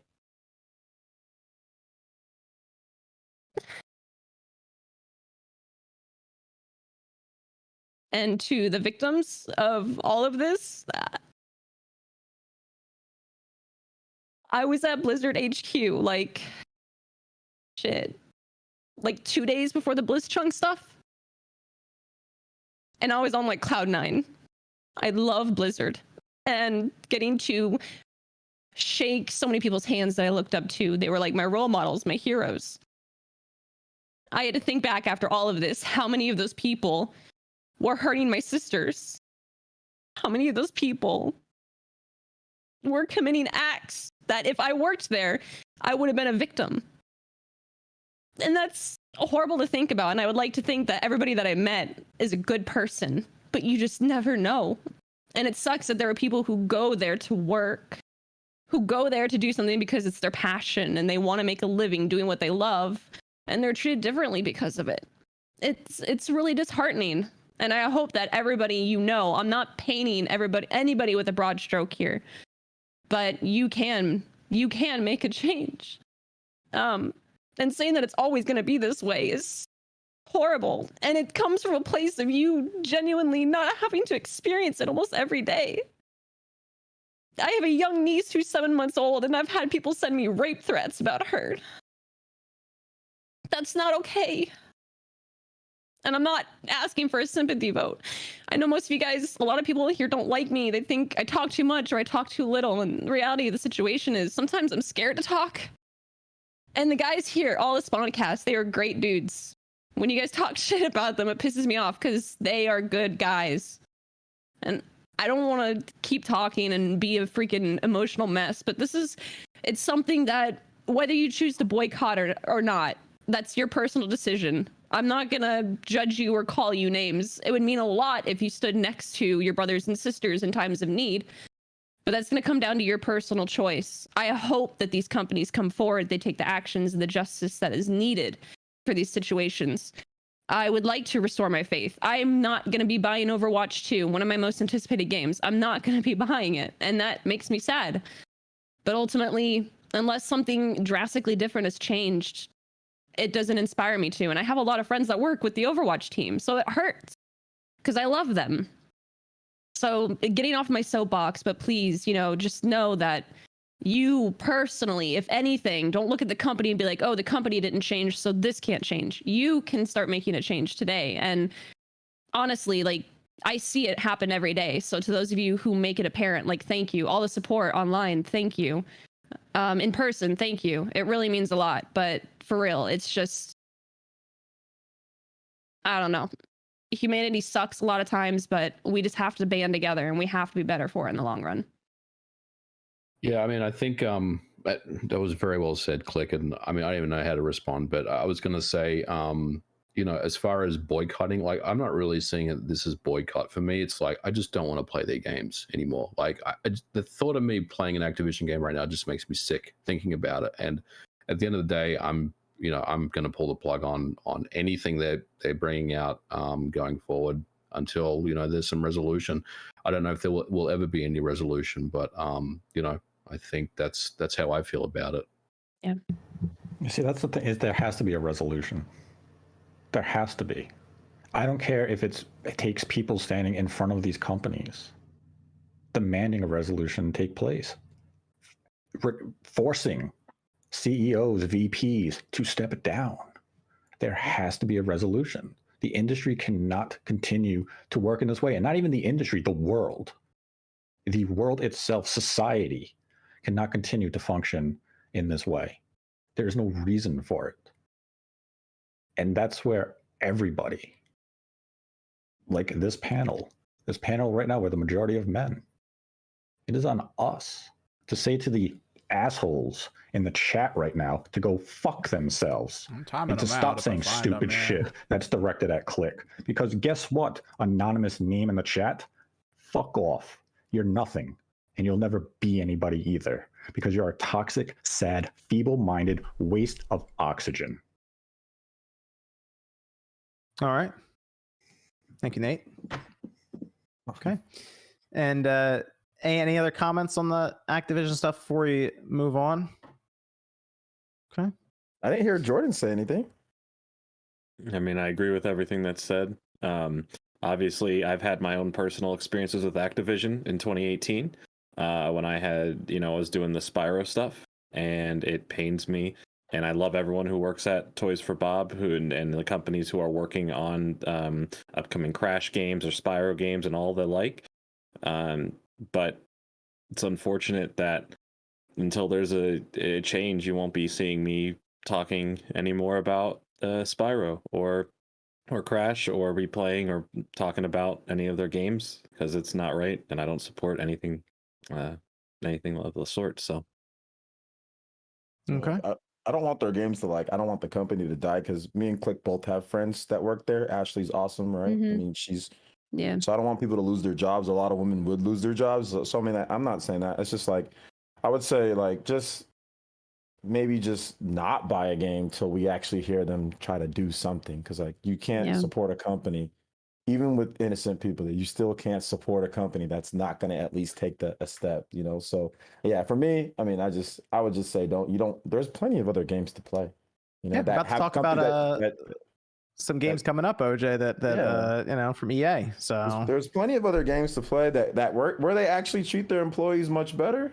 We think that we know of. We hope. That we know of. I mean, the thing about it though is, like, from what I understand, yeah, we see all this stuff happening at certain places, but let's not be like blind to what's good happening. There's a lot of places where the employees are treated very well. The women are treated very well. They are paid well. They move up. What's the girl from Bungie? She's like the whole lead of the whole Bunny? The whole studio. Oh, not Bunny, that's 343. I'm getting confused. 343. Yeah, 3.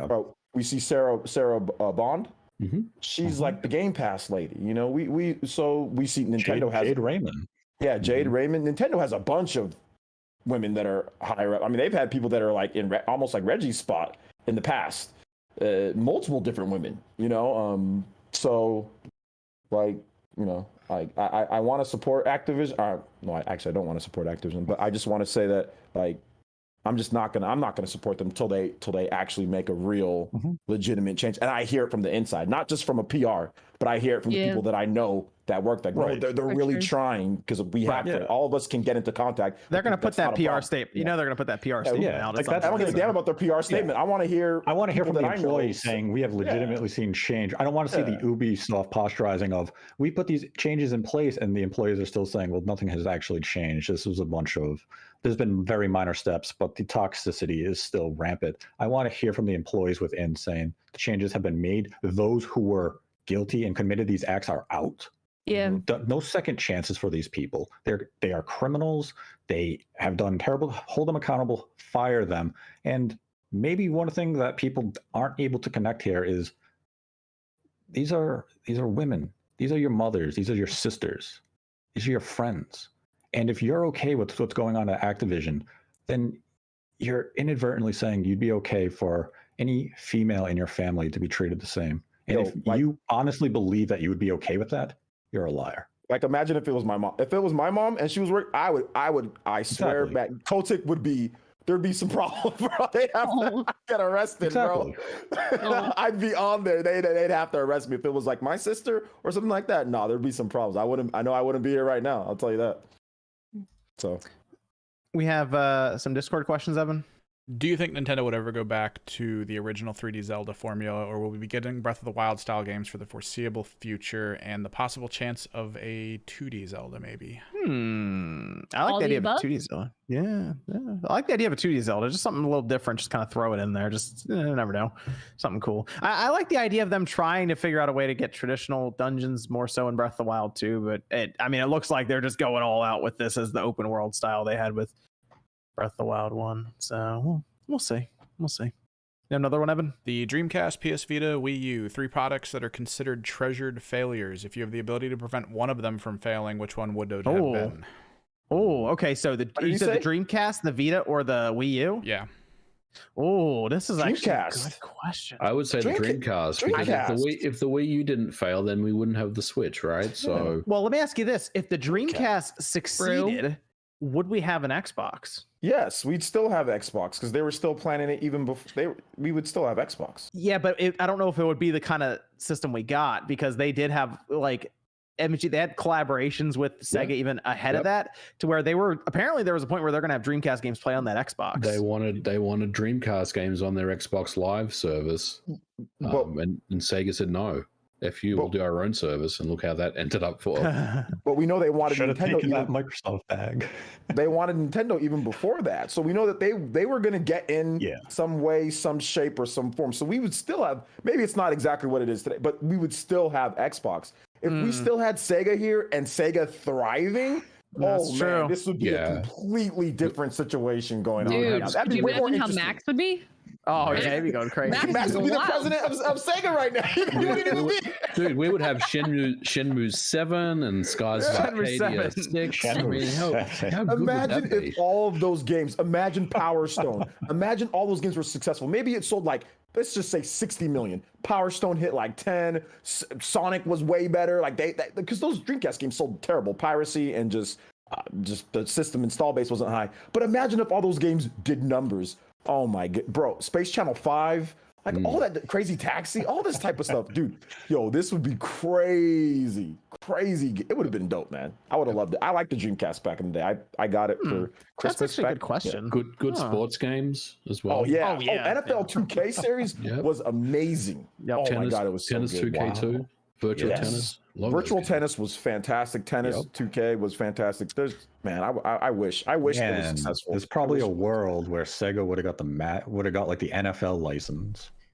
Yeah, or at least they would have stuck around enough to be able to fight it out with EA. Nah, that timeline got pruned. I want to see that timeline.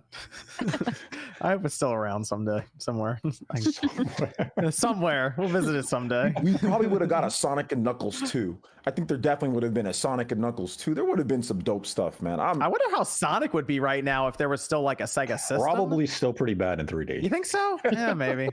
Maybe. Okay, so if Sonic Adventure 1 and 2 sold crazy numbers, it would have been way better. Like, look, I know. Come on. Balan Wonderland would have been rebranded Sonic Adventure 6.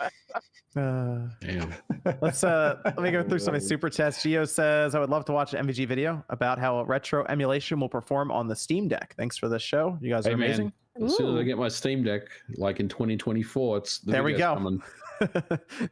Andrew says, I was gonna ask RGT to rank Kanye's albums. Yeah, ask him next week. Next week. Check with him then. Danny says, hey Jordan, you pick up any Chilling Reign packs? If so, what's your favorite card? And anyone watch DF's video on the Ratchet and Clank 40 FPS 120 hertz mode? I did not watch that, but Jordan, did you buy any Chilling Reign packs? Yeah, the set's been out for over a month. I've opened quite a few. I've already pulled my chase card in it. Oh. Which one was that? Yeah, there's a the Pokemon Slow King. Mm-hmm. There's a Galarian Slow King alternate art card, which means it's the different art to pull a rare version of it, and it looks really like trippy, almost like he's taken drugs. So it's a really cool card, and it's done by my favorite artist. So that was my chase card. Aw. There you go. Truly Epic says, what's going on with the Poly Mega? Been wanting to pre-order one, but haven't seen any recent updates. I just hope this isn't vaporware. I don't know, honestly. I regret making that video on the Poly Mega, honestly, like, because and it's one thing that I've talked to some people about, but like doing product reviews of something that has not been released and has no date is something obviously that I probably shouldn't have done in hindsight. I have no idea what's happening with that system. I get asked all the time because like people think I'm involved, but I'm not. Like they just sent me one. I was like, I'm gonna check it out. They're like, it's gonna come out later this year, and that was like 2 years ago, right? So I don't know what's happening with the Poly Mega, and I'm actually thinking about just pulling that video offline completely. Ian says, my PS4 will not turn on sometimes. If I remove the power cord for a while, I can get it turned back on, but it is an inconsistent method. Thoughts? Maybe the power supply, or it could actually be your power button on the front, and it just happens to be unplug it long enough for it to reset that. Those are the two things I would check for initially. 6 says, I wish I could understand why Nintendo won't re-release Wind Waker and Twilight Princess. Would be the easiest money to make. I mean, they still can. They will, and check out my video tomorrow where I discuss stuff like that. There we go. All right. Christian says, us frat bros offended being compared to Activision. George says, what is an old game you would not want to get remade for the Switch or other modern consoles? Would not Would not like want most to be of them. remade. Mickey's Ooh. Magic Mirror. That was a dumb game and I hated it. Would not want to be remade. I mean, could you not want one to get remade because you're worried they'd ruin it? So like Chrono Trigger, like don't I knew you were remake, gonna bring Chrono Trigger. don't remake Chrono Trigger because it might suck. Like they messed up Secret of Mana, right? Don't remake Link to the Past. Yeah, because it might suck. We're talking about messed up. garbage games here. Oh, bad. Well, no, he games. said that Garbage. you Like the don't Balan Wonder, the Balan, of their time. Don't remake Silent Hill. What the fuck is wrong with you? What's wrong with you, MVG? How could you say that? Shame on you. This is Mr. Awesome says the best Zelda game is Crusader of Senti. What? Someone else did it better. You know what? I wish LRG never remade Shantae. Hey. Oh. Damn, now we're getting personal. Oh. Paul says, how much longer can the Switch realistically keep competing? As long as Nintendo wants to release games for it. 10 more years. There you go. Is Breath of the Wild 2 coming out? As long as that's coming out, There you they go. can compete. Or apparently Metroid Prime 4. There you go. Metroid Prime, Splatoon. The way I hear about Metroid Prime 4, I think it's going to sell 100 million copies. So there you go. Wow. I mean, that's what everyone asks for, So I'm expecting big things from that one. Do it. Saxophone, no message there. Corn says, "What do we need to do as gamers truly make PlayStation, Nintendo give us the retro games we need? Like, I feel like everything that is being done now is not good enough. We need Marvel versus Capcom, Chrono Cross, Trigger, etc." Yes. Mm-hmm. You have to, I don't know, hope. Probably should have named some like first party games there. Like you're saying Nintendo, but they don't own the rights to Sony doesn't own the rights to Chrono Trigger. That's Square Enix. That's Square, yeah. They don't. So you can't force a platform holder to say you have to give us this game. Yeah. You got to go talk to the people that own the rights. They just take it from them. Yeah, I mean, and especially a game like Marvel vs. Capcom 2 is it's a fantastic game, but at the same that's Capcom, and then it's also Marvel and Disney, and now you just have so many license problems. And Spider-Man probably is somehow held by Sony. It also becomes a licensing nightmare, and that's just the unfortunate reality when it comes to a lot of those games. This is from Ezekiel. Says best board game is Clubhouse Games. There you go. Mm-hmm. Swift X Miles MVG. Which advancement in emulation do you want? I mean, I think for me, PS3 is the most interesting one that's going on right now. Like, it's still like 60% compatible, but like I would like to see that get advanced, to more high levels of compatibility for obvious reasons, because it's such a weird system to emulate. So I think that would be the one for me. 6 says might be the wrong crowd for this question. 10 minutes later, Tiddlywinks. Monroe says, what's wrong with Tiddlywinks? Monroe says this week's pickups Gravity Rush Remaster from GameStop and pre-order for a physical copy of Stubbs Zombie for the Switch. Yeah, that was interesting. They just I think they might still have stock. Do they really? Do. I checked. Wow. Well, as of earlier today, they did. Gravity Rush?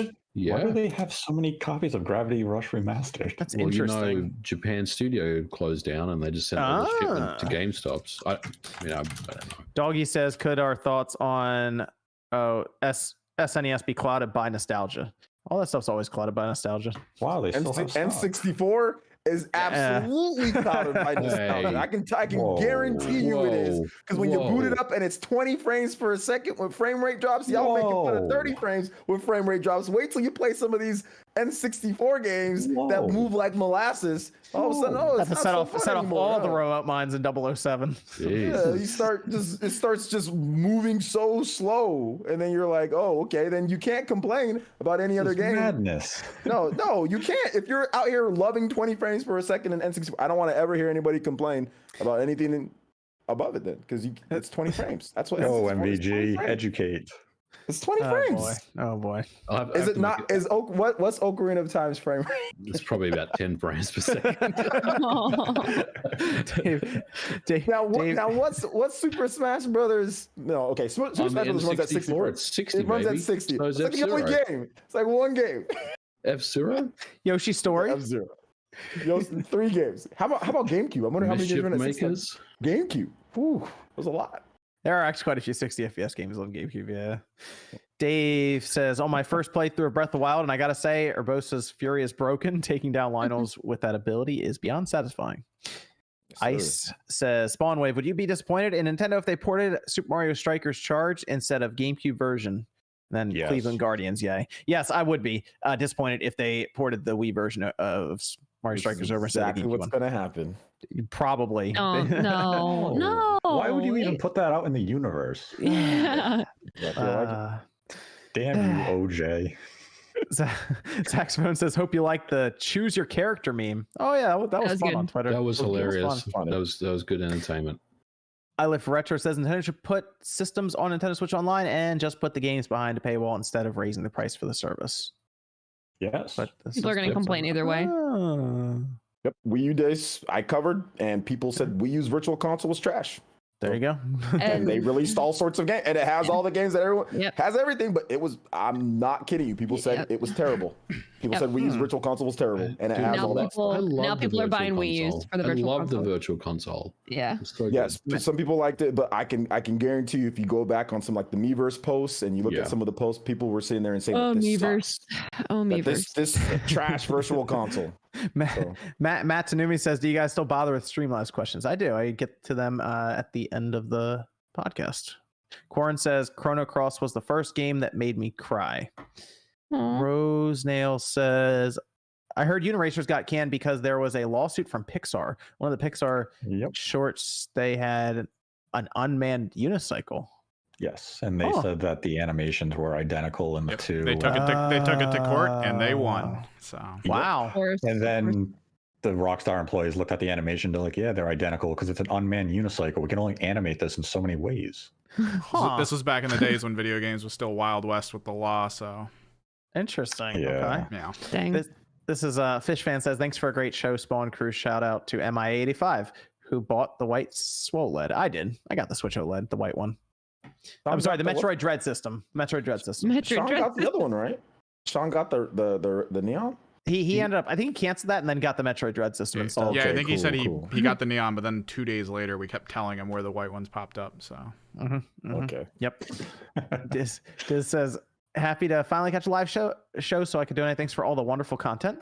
And then Dragoon says it is easy to download retro Nintendo games, even DS ROMs in a cartridge is available on Amazon. There you go. Let's move over to EA Play Live. We have a couple of games. They had 6 announcements. 3 of them were new game announcements technically. The other 3 were like updates. So for example, we had Apex Legends Emergence. That's an update coming August 3rd. Then they had Knockout City Season 2. That's July 27th. And then they had Battlefield Portal, which looks really cool. So Battlefield Portal is going to allow, I guess, the community and also people at DICE and all of this to create different variations of Battlefield matches using past Battlefield games, which does include Bad Company 2, Evan. Bad Company 2 is in there. Does that include maps? Because that would be amazing. Yes. They also have some remastered maps they'll be including. I think there's 1 or 2 Battlefield Bad Company 2 maps. But some of the things they showed were like taking players from Battlefield 2042 and match them up against like a ton more players, like 30 players in Battlefield 1942, and the difference in technology would be kind of evening things out there, even though it's like 4 on 30, and it looks really cool. Like that is a very interesting concept. It does look cool, but when in any multiplayer situation, I feel like that's just going to massively split the player base, because if not everyone wants to do that and they just want to play the normal game, who are you going to get together for that? But not only that, how cool would it be if everyone bought it and then only played the Bad Company 2 stuff and like nothing else? That would be the best. Send the message. Yeah. And apparently your experience is going to just go across all modes and everything that includes in that. So for your account and I guess your different operators if they go to that point. But Battlefield 2042 is looking great. So I'm on board with this game right away when they release it. So that's one of the reasons I'm not going to miss Call of Duty this year, because Battlefield is looking really good. So I like what they showed there. I'm picking it up as soon as it comes out. We did have Lost in Random. This was a new announcement. This is from the same developers that did Faye, I believe, if I'm not mistaken. And this is coming out September 10th. Looks like a kind of a mashup between an action adventure RPG card game. I like the art style. It kind of looks like a little bit Tim Burton kind of art style thrown in there.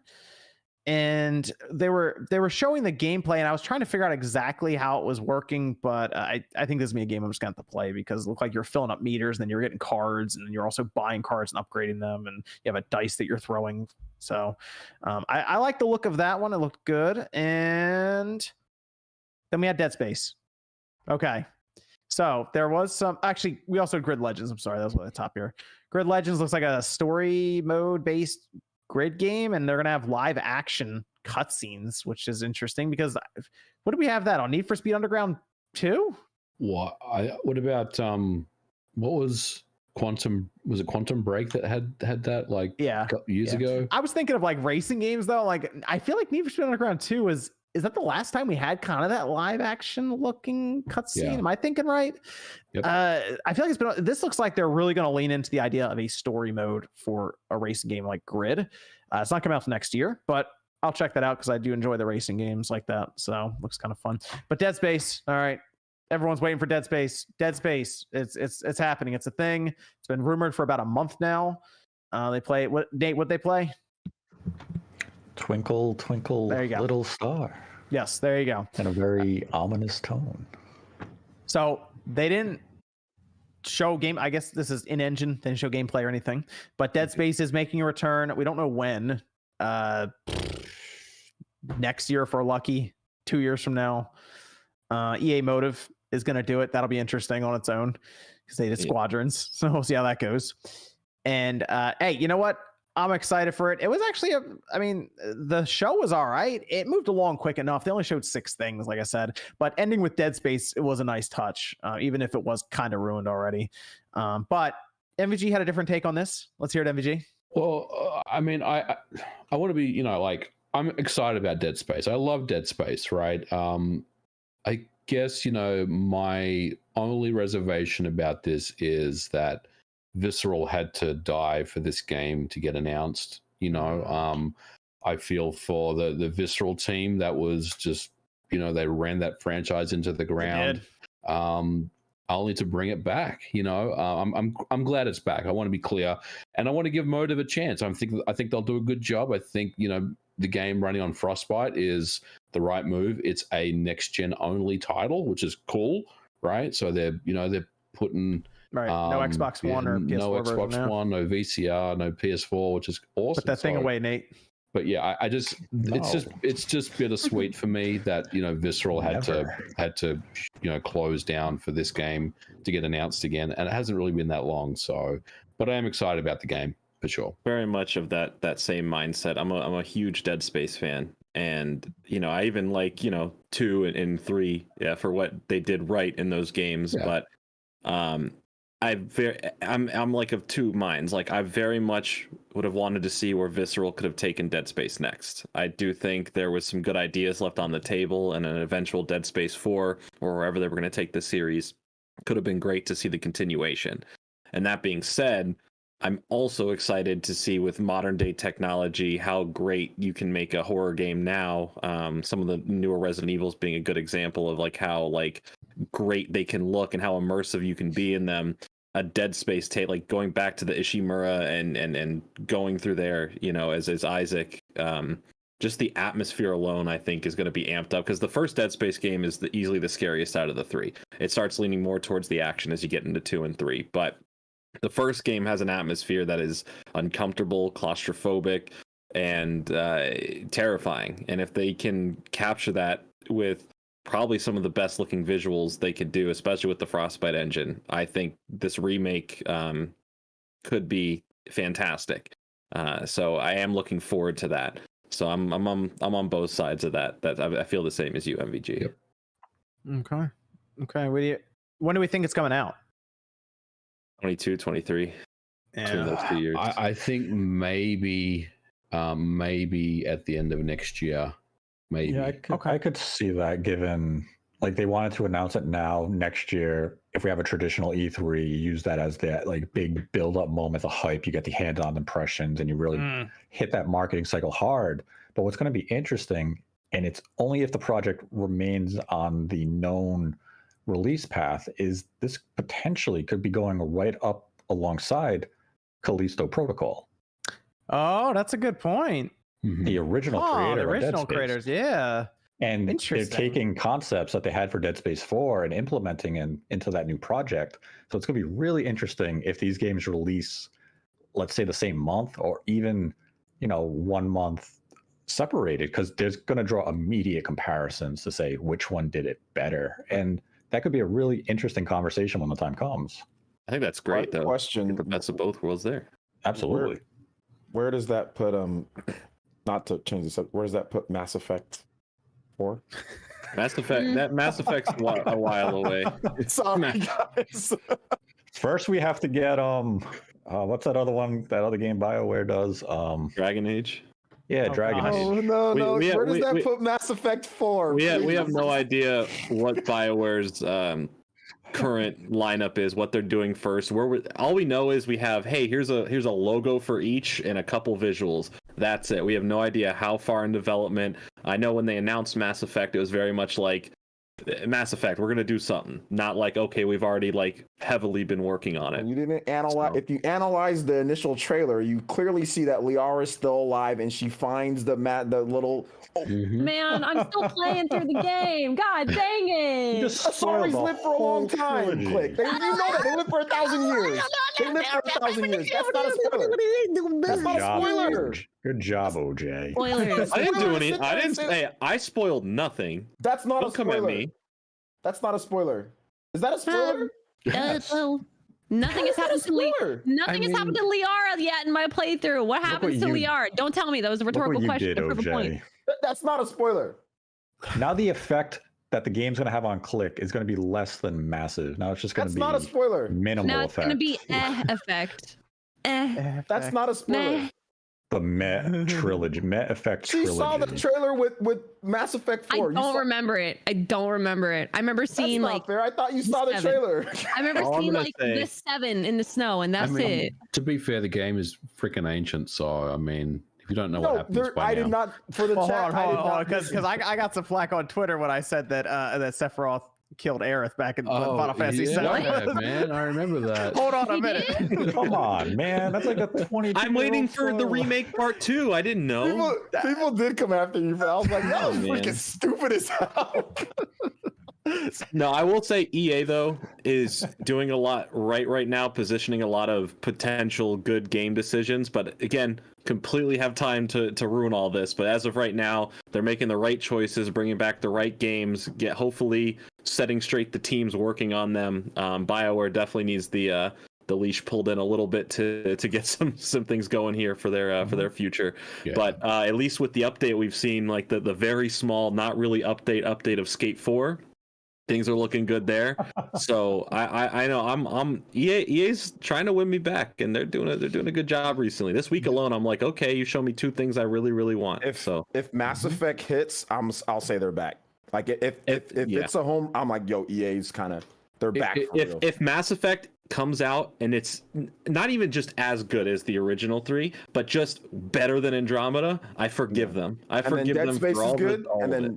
we get good Dead Space, and then Mass Effect. I mean, then Skate. Skate 4. That's Need for That's Speed good. Carbon. Yep, got it. Sure, why not throw it on the list? People seem confused in the chat. That's for the original Final Fantasy VII. That's not the Final Fantasy VII remake. That's the 7 that came out in the 90s. You did Oh it my again. gosh. You did it Surely again. they know that, right? EA now needs to come out with NBA Street, like in the style of 2. NBA Street would be Good with great. that. That game was revolutionary back in the day, at least for Yes. if you played basketball. Like or if you NBA liked Street it. 2 on the PlayStation 2 or even the GameCube or Mhm. Xbox, it was so good. I mean, good. we're still gonna get a Fallen Order sequel, which will be pretty cool. I would Mhm. hope. Yep. Yeah. Maybe I would love to see an actual Titanfall 3. I just finished the campaign for Titanfall 2. They got Excellent. Apex. That was though. an excellent Yeah. campaign. Apex makes too much money. It's just Yeah, easier to just do Apex. I like how it's funny knowing about Apex and then playing the campaign, because there's a moment where like a card gets thrown and it says like the company's name is Apex, and it's like, oh, so that we're advertising Apex in this game before it came out. So I think that's funny, but I would like a Titanfall 3, especially how it leaves off. I thought that game was way agree. better than even people made it. What happened seem. at the end of Titanfall 2? I'm not gonna. Play So the what game. happens That is game is like 6 hours long. Everyone should just play it. Stop acting like I didn't spoil anything. It was a freaking trailer, okay? I don't Yeah, care what a anybody says. It was a trailer. damn trailer that they showed off, okay? It wasn't my- me. Whoa! I just read a very disturbing comment. Matthew Bryant, I've never heard of NBA Street. Whoa. EA big though? not even It's NBA probably Street young. 2. If you're young, then you probably haven't heard of it because it's That's not like the hasn't been best- relevant. That's the And- best intro too, where they're like EA big. EA Yeah. big. That was We got awesome. NBA back in the Street day. 3 on the GameCube that featured Mario Had characters. Mario.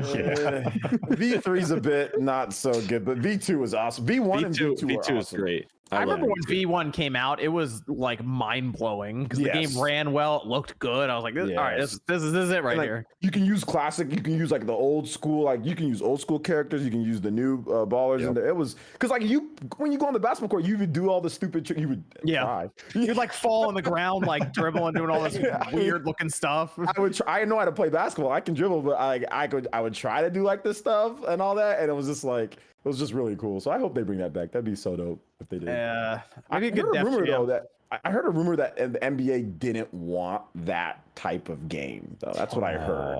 I could kind of see that. Like that's what I heard. Just like NFL doesn't want NFL Street. They didn't like. They just don't. They don't want those games. Those type of games But because it of was- the image. So they're allergic to projects. fun.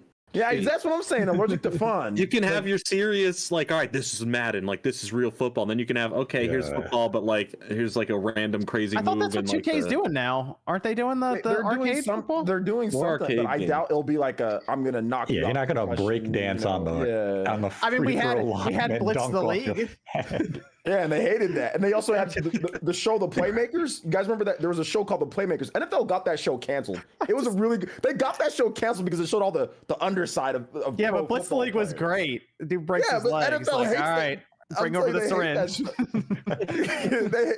NFL was probably like, what the? Well, you could have played. You could have played Mutant Football Get League. the axe. Cut that game off, man. I like Football League is the 2 closest was you're going to get to a ton of blitz. fun. They had the dude who had the special move, and it was legitimately just him doing a double drop kick across the field. Yeah. It was the stupidest thing ever. It's great though. He'd kick you in the chest, and somehow your ankle broke. Hey, that's how powerful that It does the he X-ray hit you so thing. hard upper body that your legs just snap at the ankle. That's the Blitz worst. League, you'd have no players left on Blitz League. You'd have because everybody would get hurt the whole game, man. No, This is not bro. going well. That's great. No. Don't put that into the world. We have we have another Discord question over there. Yeah, we still got a bunch. All right, let's go through them, and then we'll finish up with the super chats and the stream lives. Do you think we'll see a handheld with the PS Vita back touchpad to emulate a PC mouse, or was it just a bad gimmick? Doesn't the Steam Deck kind of have that in the front? It has the front, but like on the back where you'd be kind of holding it and you'd be able to kind of move around with your fingers. I don't know. That's gimmicky. I don't like it. It got left behind pretty quick, I think. By like they tried to do. Remember, like in Uncharted, you would go like climb. It's just stupid. I mean, there was that one game. The best implementation was Katamari. That was really cool. Well, there was the other game where you had to like get a marble around on a field, and by how much you pressed on the back, it would actually pick the cloth up to move it. So that was kind of cool. Yeah. Another one, Evan. You can start going through them. I mean, this one's kind of, I guess it worked. With the inclusion of Alloy and Genshin, do we think the release of Forbidden West is aimed for late this year? I'd like to believe it, but I'm starting to get the feeling because we're almost in August now. That thing's falling to 2022. Yeah, I think that crossover was like at least a year or two in the making, and that this was just the time it was releasing. I mean, are we really going to have a 2-month run up to the Horizon releasing? I mean, it's not impossible. It just feels incredibly unlikely that Sony's going to have such a limited marketing cycle for a PlayStation 4 and PlayStation 5 holiday game. Yeah, we're kind of running out of time for that pretty quickly. It did look pretty complete though. When they showed it, it did look pretty good. But you never know exactly how dressed up those are. It's more of their last comment of we still can't commit to a release date, but we're on target to make holiday, but we can't commit to it yet. It's kind of like if you don't have it locked in now, you're probably better off just saying we're not making this year. Take the extra time, release it early next year. You still probably will make this fiscal year for Sony, so you're still going to get the profits and stuff. And like we've discussed time and time again, Sony really doesn't need a big holiday game. And if the game releases in February, it's going to sell gangbusters because it's the next big PlayStation 5 release. So it would be ideal to have it out in time of the holiday, but if you can't make it, it's really not that big of a deal for Sony. Okay, you got another one? The trailer for the Steam Deck states hardware not final. My question is, what aspect of the system is most likely subject to change? I think minimal stuff, really. I mean, I think spec-wise, it's kind of a lock, right? But like maybe some small design changes or some parts they use. It could be the texture on the back button, for example. Like there are things that could just be very small and minor that they show you that they don't want to get in trouble with for false advertising or something. Because if you saw the 3D render that they showed, and then you saw the kind of the prototype unit they were showing at IGN when they went to check it out, the two didn't kind of match up 100%. Like the prototype was almost looked like a Vita, like a larger looking Vita to me. So. Okay. How much power and battery life are you likely to sacrifice on the Steam Deck? A lot of this is like kind of not good English. Power versus battery life? Yeah, are you likely to sacrifice on the Steam Deck? Should you, I guess, choose to install Windows? I mean, I would. I mean, just because obviously a lot of emulation stuff will follow. So. Well, yeah. But I think his whole point was, I guess the power is going to be kind of driven by their custom OS, like cutting corners. If that's the case, so if you and install you're buying Windows, it as a system that like you're kind of buying as like, oh, here's my handheld PC, I mean, yeah, then probably just stick with what Valve has there for you. But I mean, Windows has good performance options, right? Like it's all at the hardware level. It's all at the BIOS level, the way you can control power. So if you dial in good settings on Windows, you can have a good power versus performance profile that will suit, you know. I'm gonna go through some of these super chats real quick. Evan, DPX says, what non-video game character do you want in Smash? Goku. Geralt. Non-video game character? From Drop him in. John McClane. There you go. Daniel says, why? Why not? Daniel said 343 said in the month's Infinite and Master Chief Collection updates saying that Halo Infinite First Flight would be focused on 4v4 with bots and it would come next weekend. Yep, sounds like people are playing Halo Infinite pretty soon. Mike says, can't catch the stream live tonight. Sean, you'd be proud, but have a good night, everyone. Nate, can you please say when the imposter is sus? Do I have to say that whole sentence? It just says when the imposter is sus. Okay. Like right now? Sure. Oh. When the imposter is sus. Maybe they wanted that clip for something. So if I'm ever playing that game, when we did it as a group, I always said suspect. Oh. I never used the shortened term sus. Shinru says, I can actually picture that. Shinru says, had to join for this awesome community. Love you. Eric says, license issues are definitely the issue with 64. Rare made the majority of the best games. They are not going to make a deal with Microsoft for the online store or a mini with that profit split and WWE. Oh, well, yeah, like No Mercy and the likenesses of the wrestlers. Yeah, it's probably not going to go over. We can dream. We can dream. Alcatraz says, why do the majority of gamers media hate Colin Moriarty but never give a reason why, and when asked, just private their Twitter accounts? I have no idea, Alcatraz. Pasan Theory says, I gotta agree with Miss Click about the characters in Skyward Sword. They're so goofy and ugly, I can't look away and I need to know more. What? Wait. What? David says, did you already talk about Valve correcting themselves on the Steam Deck RAM from 2-channel to 4-channel? Any thoughts? And I hope for memory bandwidth. So we just got to get the benchmarks from someone who's not Valve.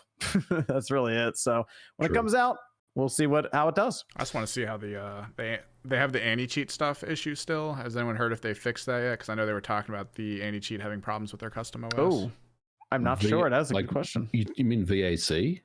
No, like other games, like just games that have anti-cheat built in. They don't know how to interact with the custom OS, so they have problems. I'm not sure. I guess again, we'll find out with some of these benchmarks when they actually get it out there, hopefully in December. So Kellong says, oh boy, can't wait to see the new COD with a side of sexual harassment DLC. Screw Activision. Marquis says, MVG, I meant AFL team, and get on the Melbourne cans. So I'm a Richmond Tigers fan, and Melbourne Demons suck. Mark, you wanted to follow up once again. MVG, I'm telling you, bro, get on the Melbournes. Minato says, OJ has rights. Some don't set their priorities right. If people think Nintendo should be boycotting the anti-consumer, then boycott more on Activision. There you go. Yep. Let me clarify, because let me just clarify real quick. You can be upset about whatever you want to be upset about, and I'm not trying to make a comparison between the two. What I was just trying to say was gamers need to get their priorities straight. Yep. I saw a lot of people that made multiple posts about one thing and made no post about Activision, or their post was so weak and so muted it meant almost nothing, but they raged on one thing. So I said their priorities seem to be out of line. That's what I meant on that. Not I was trying to compare one to the other. That's not it. Just get your priorities in check. What are you going to be really mad about? You're going to be really angry about video games 24/7, like I see a lot of these dudes are, and make no money off of it, no channel, but whatever, or they barely say anything? Or are you going to actually speak out about what's important, you know, when something like this happens? Because it's still, why isn't Activision's not trending anymore? People aren't even really talking about it anymore. But how long were people talking about other video $70 games or this or that or whatever, any type of video game type of thing? So people just need to get their priorities straight, because now there's something in the video game industry, and now all of a sudden people don't want to talk about it as much, or they're, like I said, oh, well, I don't buy Activision games. That's not the point. talk about how bad this is. You know what I'm saying? I mean, you're not wrong. Yeah. The amount of people who are worked up over Skyward Sword being a port versus this. I mean, it's not to compare companies. Like, and that's another thing too. Like, if stories come out about Nintendo, you know, dealing with this kind of stuff, like that's going to be a whole other discussion. And that's really going to suck too, because that just hits different, you know. Yeah, but one's hardware and one's humanity. Like you can't really compare the two. I wasn't, you know, and obviously Click, you know, but I wasn't trying to do that. I was simply just saying, guys, like, can we stop being so angry about video games 24/7 and actually talk about the real issues? Because like I said, it's still, there's not enough content creators talking about it. There should be 100%, and there is not, you know? So that's what I was trying to say. Marky says, is OJ here? How much? It was $2 Australian. I think he's messing with us. Next question. Cyber says, on Activision, I won't support this company in any way at all any longer. That goes for COD, Diablo, or any of their content. I might be one guy, but I have a daughter and won't support this in any way. Jonathan says, demonetized. Thanks, Nate. What did I do? You said sucking dick. Listen, we normally have Sean on here. Okay, I think we're fine. Yeah, Sean says a lot worse than that. Yeah. I mean, all I said is you could have been like giving a guy named Richard a hickey. There you go. Irvin says, we all stand with you, Miss Click. Blurpy says, love to Miss Click. Love you guys. You guys are great. Thank you. Dark Requiem says, I don't know what to say, Miss Click. Sad face. And then Andy says, well said, Miss Click. Bryson says, thank you, Miss Click, sending love to your family. Emilio says, thanks for being vulnerable, Click. Jungle Zone says, well said, Click. That brought a tear to my eye. Oh. Demon Flare, big thumbs up for Miss Click.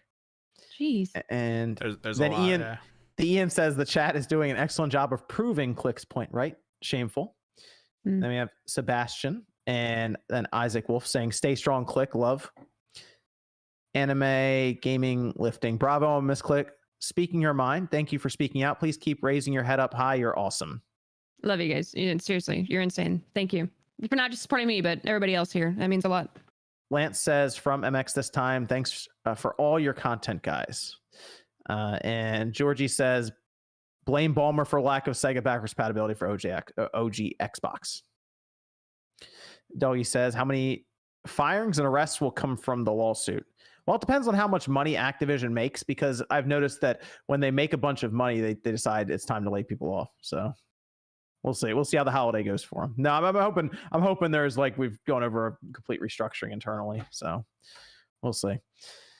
Roland says, Vita just had its last 6 digital games on the 19th. However, there are still some new physical only and homebrew games. Vita means life. Plus, stay brave, Miss Click.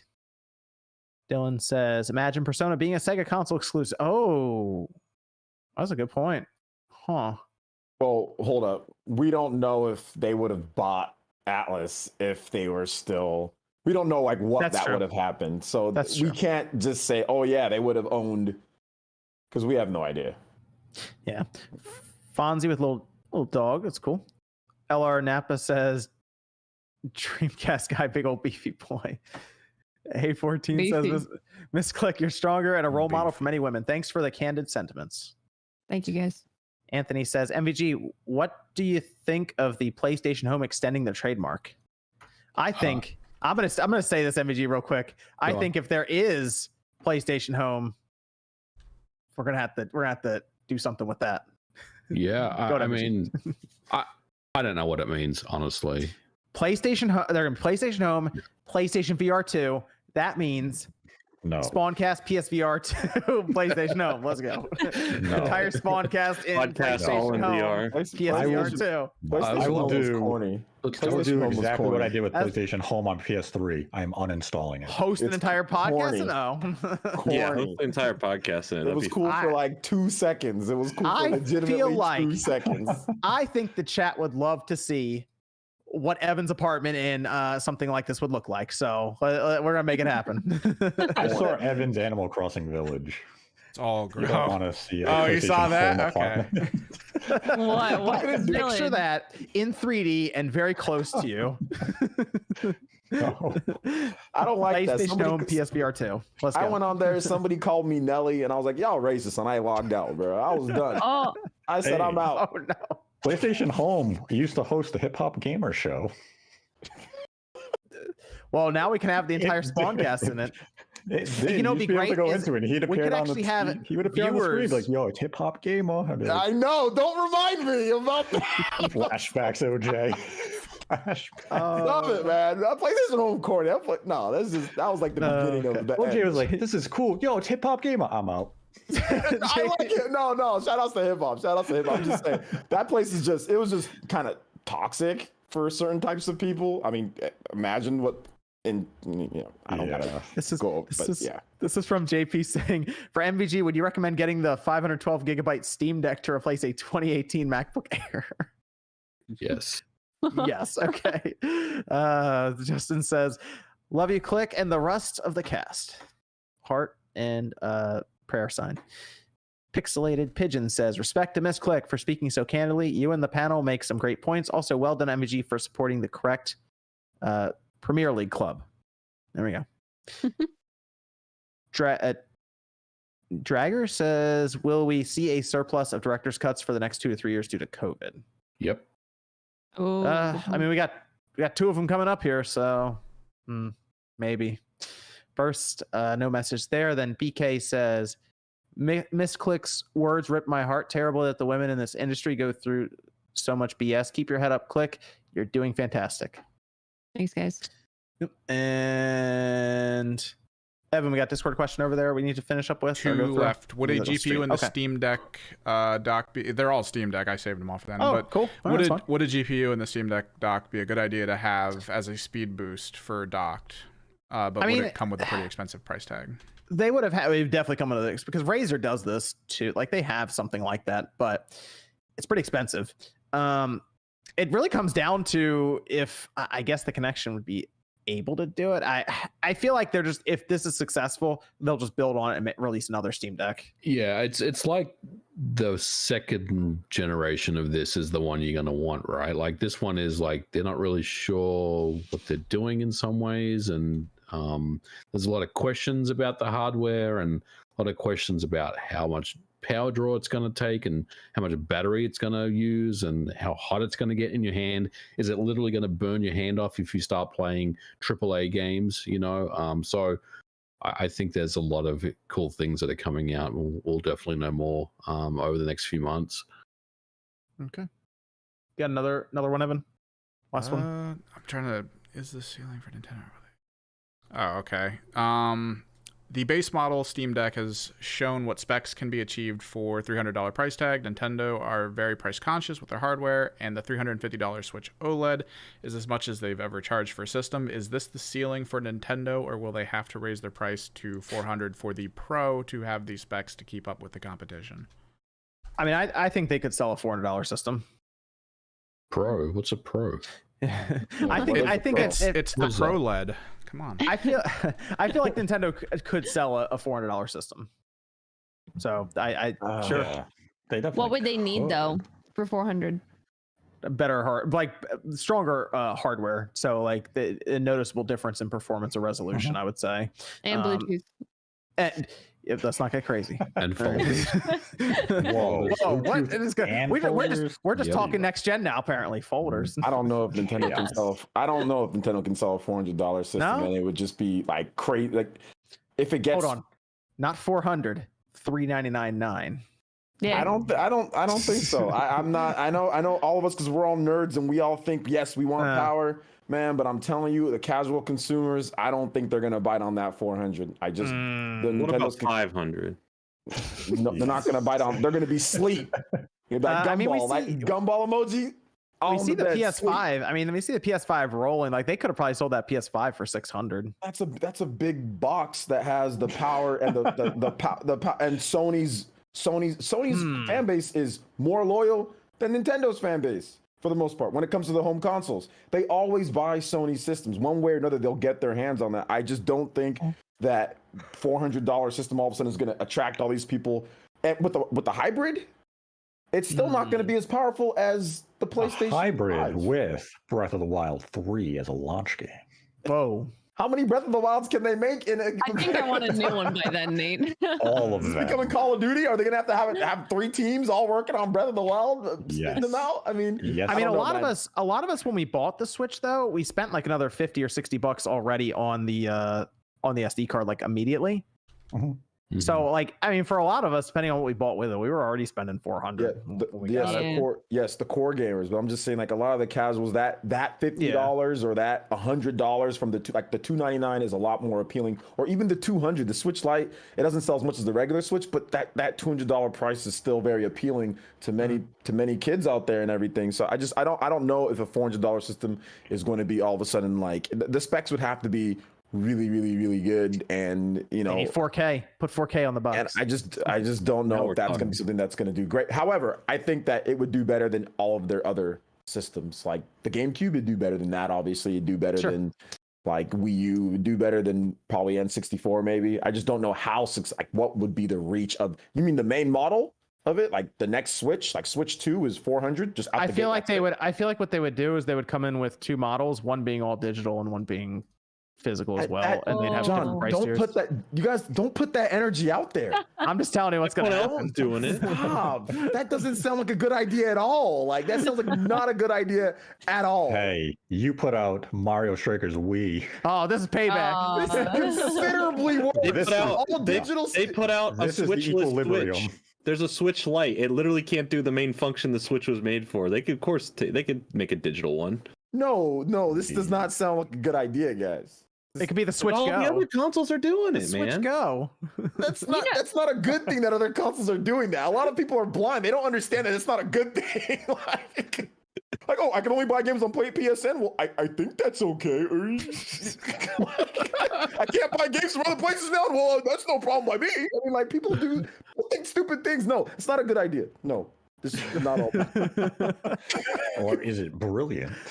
I can only buy a game from one place. There's no problem, right? Oh man. This is Isaiah says, do y'all think it would be a good idea if Nintendo made a GameCube 2 and have What? RE4 remake as a time exclusive like the original Avatar of Darkness as a launch exclusive? You know what? I like that kind of a world. Let's try to live in it. Derek says, you're one of my favorite cast members. Click, keep your head up, my friend. Thank Low you. Tech says, sending love and support to Miss Click. Thank you guys. Oh my God. Seriously. Corin says, what do you think about Apex? I've been playing online since day 2, and I honestly feel like it is great, and the online purchases are fair. Just got to Titanfall 2, so I have no idea about Apex. I'm way behind. I know. No, you're on the right one with Titanfall. Yeah. 2. Yeah. I mean, The last bit of information that dropped was just about the excessive amount of cheaters that have kind of infested it at the higher ends and competitive. So as long as you're having fun doing what you're doing, that's fine. But like it's starting to fall apart for a lot of the higher ends with a lot of the content creators and stuff. Were you saying, Click? no, I was just gonna say I think Respawn's done a good job with the game. Even from the day it launched, if you remember, it was a very like shadow launch. Like they dropped it right at midnight, didn't say anything about it, and it's picked up momentum since then. And I've known friends who didn't play it and then they finally got into it, seasons later, and they just absolutely love it. So seeing, Seer, the new character, come out with the trailer, it's cool seeing everybody get excited about it, and loving the content and the map rotations and stuff like that. Kelvin says, do you think Final Fantasy VII Remake will be announced on Steam when Steam Deck is closer to release? I definitely re-buy it to play it on the go. I really don't think any releases on Steam are going to be like figured out when the Steam Deck release. Like, I don't think they're like, the Steam Deck's launching here. This is when we're going to launch on Steam. It's just business as usual for Steam, even with the Steam Deck around. Nate just doesn't think Final Fantasy Remake's ever going to go to PC. Yes, I do. I said it's coming to PC for months. But you don't think it's coming this year?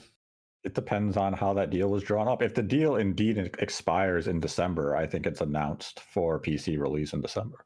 There you go. Matthew says, we don't know if the allegations are true or exaggerated. Should we already be calling for boycotting editorial coverage? We know stuff happened though. We know stuff happened. It doesn't. Maybe some of the stuff, all of it isn't. But we know from they even admitted that some stuff even happened. Yeah, it's a lawsuit now. It's not even like this is going to court. We're past the discovery phase, right? Where this is all happening now. Yeah, it's a 2-year investigation. So I'm not saying like everything is like obviously there's going to be some, but there's still enough to where they're apologizing, and the women that still work there, they're not defending Activision. They're like, well, yeah, we've seen stuff. So no, man, like this isn't. It's not Forensic Files, bro. Like, come on now. Jeff Grubbs Game Mess saying, "Would you make a deal with the devil? NBA Street Ultimate Team." Oh no, no. Oh man. Credit cards written. If it brings back NBA Street out there. If it brings back NBA Street, yes, but no. They're gonna destroy this. You know how many NBA players have came into the league since 2000? Oh man, no. It's better than nothing, right? Oh gosh, I don't know. That's why it's a deal with the devil. It's a damn monkey's paw. I don't know, man. It comes back, but it's not what you wanted. Slope says, when I figure out who Aerith is, Spawn will be getting a piece of my mind. Also, play Death's Door, so good. I did buy Death's Door. I played a little bit of it. I can play more, though. I'm finish up Skyward Sword, and then I'll get to Death's Door. Alvin said, always hear about Street and Blitz, but NHL Hits lets you check people through the glass and fist fight with impunity. That is a good point. That was actually a really fun game. But that's like hockey in general. Yeah, that's true. You just described hockey to me. Yeah, New Bark beat the shit out of the other player and check them all the time. New Bark Gaming. Hey, all, great podcast. I've always loved Skyward Sword and the soundtrack. My favorite track is Romance in the Air. What is you everyone's here? I guess just everyone's. The bamboo place. That's pretty good too. Greatest track, dude. It's gotta be Ballad of the Goddess. I love Crimson Loftwing too, though. It's really beautiful. Matthew says once Japanese women start raising their voices, prepare to boycott Nintendo Square, Tecmo, Koei, etc. The reckoning is coming. I mean, if there is stuff like that going on, I hope that they're able to speak up about it. Soon. Yeah, let us hear about it if it is happening. Speak out. It's happened. Yep. We saw it with Team Ninja many years ago. When, we did. Yep. Yeah, that's why he left the company, because so many of the women who were working under him spoke out about how he worked with them and disrespected them, and Team Ninja, and they had enough of him, and he was removed and went on to create Valhalla. Michael says, wondering what a good monitor small TV is for my PS5 due to a compromise and letting my wife use the LG CX to watch her shows. John, you can't share the TV. You recommended for me. It's pretty good. It's a gigabyte. Gigabyte. I'd look up the model number for it. It's been pretty good. That's what I've been using for all of my stuff here. I'd have to double check because it was on sale, and I was like, that is a really good price for it. There, I like it. John recommended this to me too, so I started playing my Switch and Xbox, and whenever I'm in the office here doing streaming. And it looks good. Looks good on there. Looks good. I feel like I got it on Newegg. Newegg. You got it on Newegg. Yeah, that's where I got it too. It's a gigabyte 4K monitor, but it has 120 hertz support and everything. I have to look at that again. This is from King saying Melbourne Storm MVG. I'm not a rugby fan, so it doesn't mean anything to me. But I'm from Melbourne, so yeah, go for it. The Storm. Let's go. New Bark Gaming says, great words, Miss Click. Can't we all just be kind? Thank you. Yeah. Doctor says, I'm with OJ. If someone did any of that crap to my daughter, I'd be in prison. John says, is OJ here and can Nate close out? That was $20. So yeah. OJ's here, and we will have Nate close out. In fact, we're going to go around and do outros here in a second. Shinru says, Nintendo doesn't want a Mario football game. How about a Zelda football game instead? Who is playing which position? Link would be perfect. Hike. Hold up. What does hike mean? From what? So he's the quarterback? Explain this for us, right? Tell us the positions, huh? Let's hear it. So where's Link? Where's Princess Peach? Where's Bowser? Oh wait, hold up. That's Mario. No, where's Link? Where's Goofy, Skyward Sword dudes? Where's all the people at? Stop. Where's everybody at? I got really concerned here for a minute, but it looks like we're good. Xbox will never be better than PlayStation. Reminder, Jeff lied about Starfield 2021 unmodded. There he is. I was worried. We were getting close there. We're about to finish up, and we didn't see Xbot yet. Shit. Good to see you here, Jim Ryan. Shinver says, is there a Discord I can join for being a member? Yeah, we have one, Evan, right? If you're a member on YouTube and you have Discord linked to your YouTube account in some way, it will just pop up on your Discord stuff. Yeah. This is Nintendo. Eric says Konami announced 3 games this week and they were all Yu-Gi-Oh games. No hope for Silent Hill. It's all over, Nate. There's always hope for Silent Hill. Because it doesn't exist. You know what? When Bloober Team comes out and announces their Silent Hill game, you have to play it no matter how bad it is. They just came out and said it's not. They didn't anything about it. No, they didn't. They said the ones in the financial filing weren't related to a Silent Hill game. Nothing about their partnership with Konami. Different projects. You have to read the details. Not read the IGN headline. Strawman says, great job speaking up, Miss Click. Anyone who talks crap about you for speaking up isn't empathetic enough to give any value to their words. Thank you. Shadow of Nexus says, is Dying Light Switch real? It appears to be. Yes. Unlike Silent Hill. You're going to enjoy that blue for Silent Hill. Thanks, Miss Click, for sharing and appreciate the vulnerability. Couldn't help but tear up. Thank you, guys. And then there was I'm sorry, I had to jump straight to Xbot Killer's comment when I saw it pop up. Sorry. Okay, there's you. Got a little excited there, huh? I know. I was getting worried. I was getting out of the wire. Suspenseful this time. And then yep, there it is. Yep. Okay, so let's go around here. I'm gonna bring up Streamlabs to finish out, but let me go around here. Click. You want to let everyone know where I can find you? Yeah, thanks everybody for being so kind and supportive of not just me tonight, but in general over this past couple days and weeks.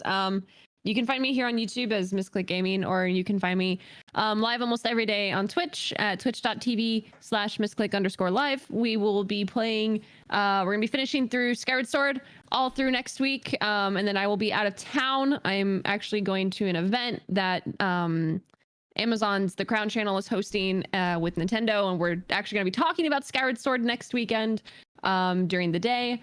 So would love to have you guys there. We'll be talking about it more over the week. But yeah, we're going to finish Skyward Sword next week and then head on over to that broadcast, and it'll be really, really exciting. Other than that, you can find me on Instagram and Twitter as Misclick.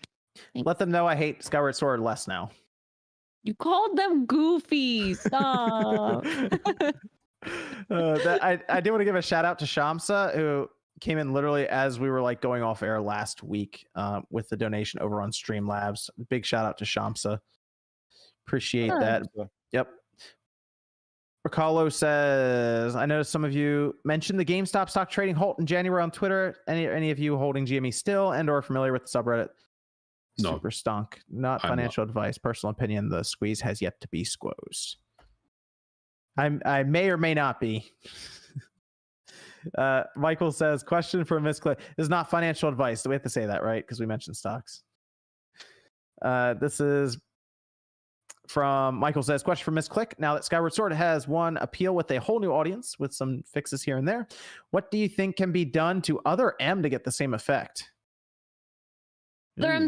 Other M's completely different. Like Skyward Sword is the mechanical, like the motion control, and I guess the bloating. A lot of people didn't like. Other M is going to be something completely different, and it's a whole other discussion, but that has to do with how the creator wanted Samus to be portrayed. It was a way to humanize her she's a hero to me. Other M made her even more of a hero to me. I relate to Samus more because of her story. A lot of people aren't going to empathize with it. A lot of people won't be able to understand. The problem with Other M is going to be a lot of people want the story changed completely. They want Samus's past, her interpretation of her life events changed completely. Whether they choose to rewrite that or they choose to leave that as it is, that is up to the creators, but you can't just change the story and have people fall in love with it. So it's either you are willing to accept Samus as she is and accept that this is the way they made her, or you're not going to like it and you're going to pretend like the game doesn't exist. Let's go to MVG. Where can everyone find you? Thanks for having me on. You can find me on Twitter at ModernVintageG and YouTube Modern Vintage Gamer. I have a video coming out on Monday, and I'm going to be giving away a refurbished 2DS. Oh, nice. So check out my video. Red and white one? Yeah, it's a cool one. It's like better than the one that I have. I kind of want to keep it, but no, I'm going to give it away on the channel. So check out my video on Monday. I thought we had a.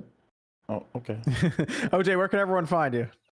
Not hanging out at MVG's channel anymore. No, I'm joking. You can find me right here on YouTube, Player Essence. I got a pretty cool Zelda video going up tomorrow, Skyward Sword, talking about some of that and some more stuff. And got some cool stuff that I'm working on next week. I stream every single day and also have content. So if you guys enjoy Nintendo RPGs, anime, stuff like that, check out the channel.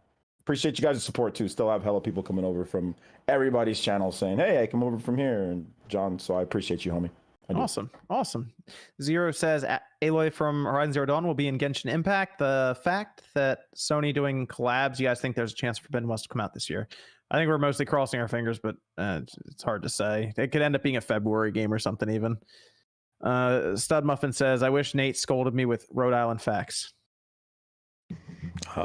Shit, let me think of some. Okay. Matthew Hammond says Uniracer was pulled from the store. Why don't you save that for your outro? No, that's a terrible outro. When you sign us out. Matthew Hammond says Uniracer was pulled from store shelves after a lawsuit with Pixar. Yep. Pixar had a short video that included an autonomous unicycle. Jeff Burns says when you're talking about games on Switch Online, you brought up Final Fight. It is on the Capcom Beat 'em Up collection. Good point. And I think that's all of them. Yes. Okay.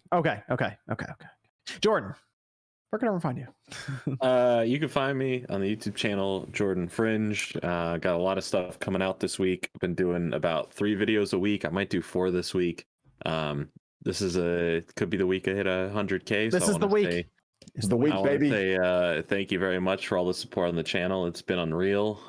I talk about a lot of different stuff from movies, shows, new and old. So I appreciate it. And thank you for the support if you check out the channel. Okay. Very good. And big shout out to Dingo for becoming a member. Always appreciate it. Dingo. Yeah, it's Dingo. Dingo on my 40? Yeah. Yeah, he's the homie. Then Evan. I'll everyone know where I can find you. Find me on Twitter, Kimmerix Project. If I'm going live or if anything's happening, I'll usually just post it there. Usually on Twitch, Wednesdays, Thursdays, and Fridays. So you can catch me playing games or getting some work done. Okay, I think I have everything here. Yes. Okay. Oh, and Marky says, what APU will the Nintendo Switch 2.0 have? Whatever NVIDIA can come up with that we probably don't even know of yet. So probably a very custom chip. Nate. Yo. Would you like to let everyone know where I can find you and close us out as requested? They can find me on YouTube at NathyHate, where MVG and myself talk the hottest topics in video gaming and have an intimate conversation with you, the listener, each week. And a Rhode Island fact for me to berate you with this week is that, did you know President John F. Kennedy and his wife, Jacqueline Bouvier, were married in Newport in 1953. They later went to her family's homestead in Newport to celebrate the joyous occasion. That is not the outro. And now for the outro. What episode is this? That was an awful fact. That was I'm just half Can we cut that with an Australia fact? Night was played in Rhode Island. How's that for a fact? That's okay. A better fact. Or that Rhode Island has 400 miles of coastline. But only one road? We have more than one road. One road. So why is it called Rhodes Island then? Do you really want to know why it's called Rhode Island? No, actually, no. Just do your outro. Do you really want to hear why it's called Rhode Island? No, stop. You brought this upon yourself, Evan. I'm just gonna click the close button. I have control here.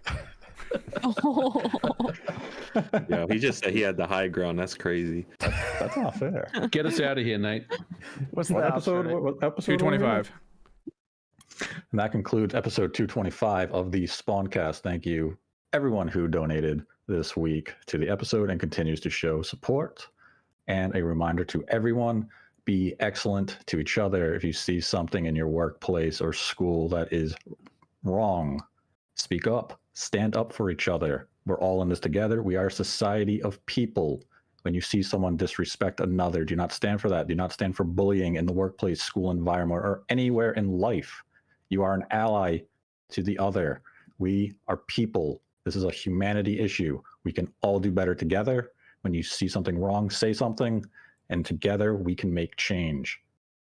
One action can lead to many, and all it takes is one step to start a marathon. So let's go forward and get to the finish line and end inequality and injustice, because all of us together can bring about and achieve that goal. Oh, you need the love.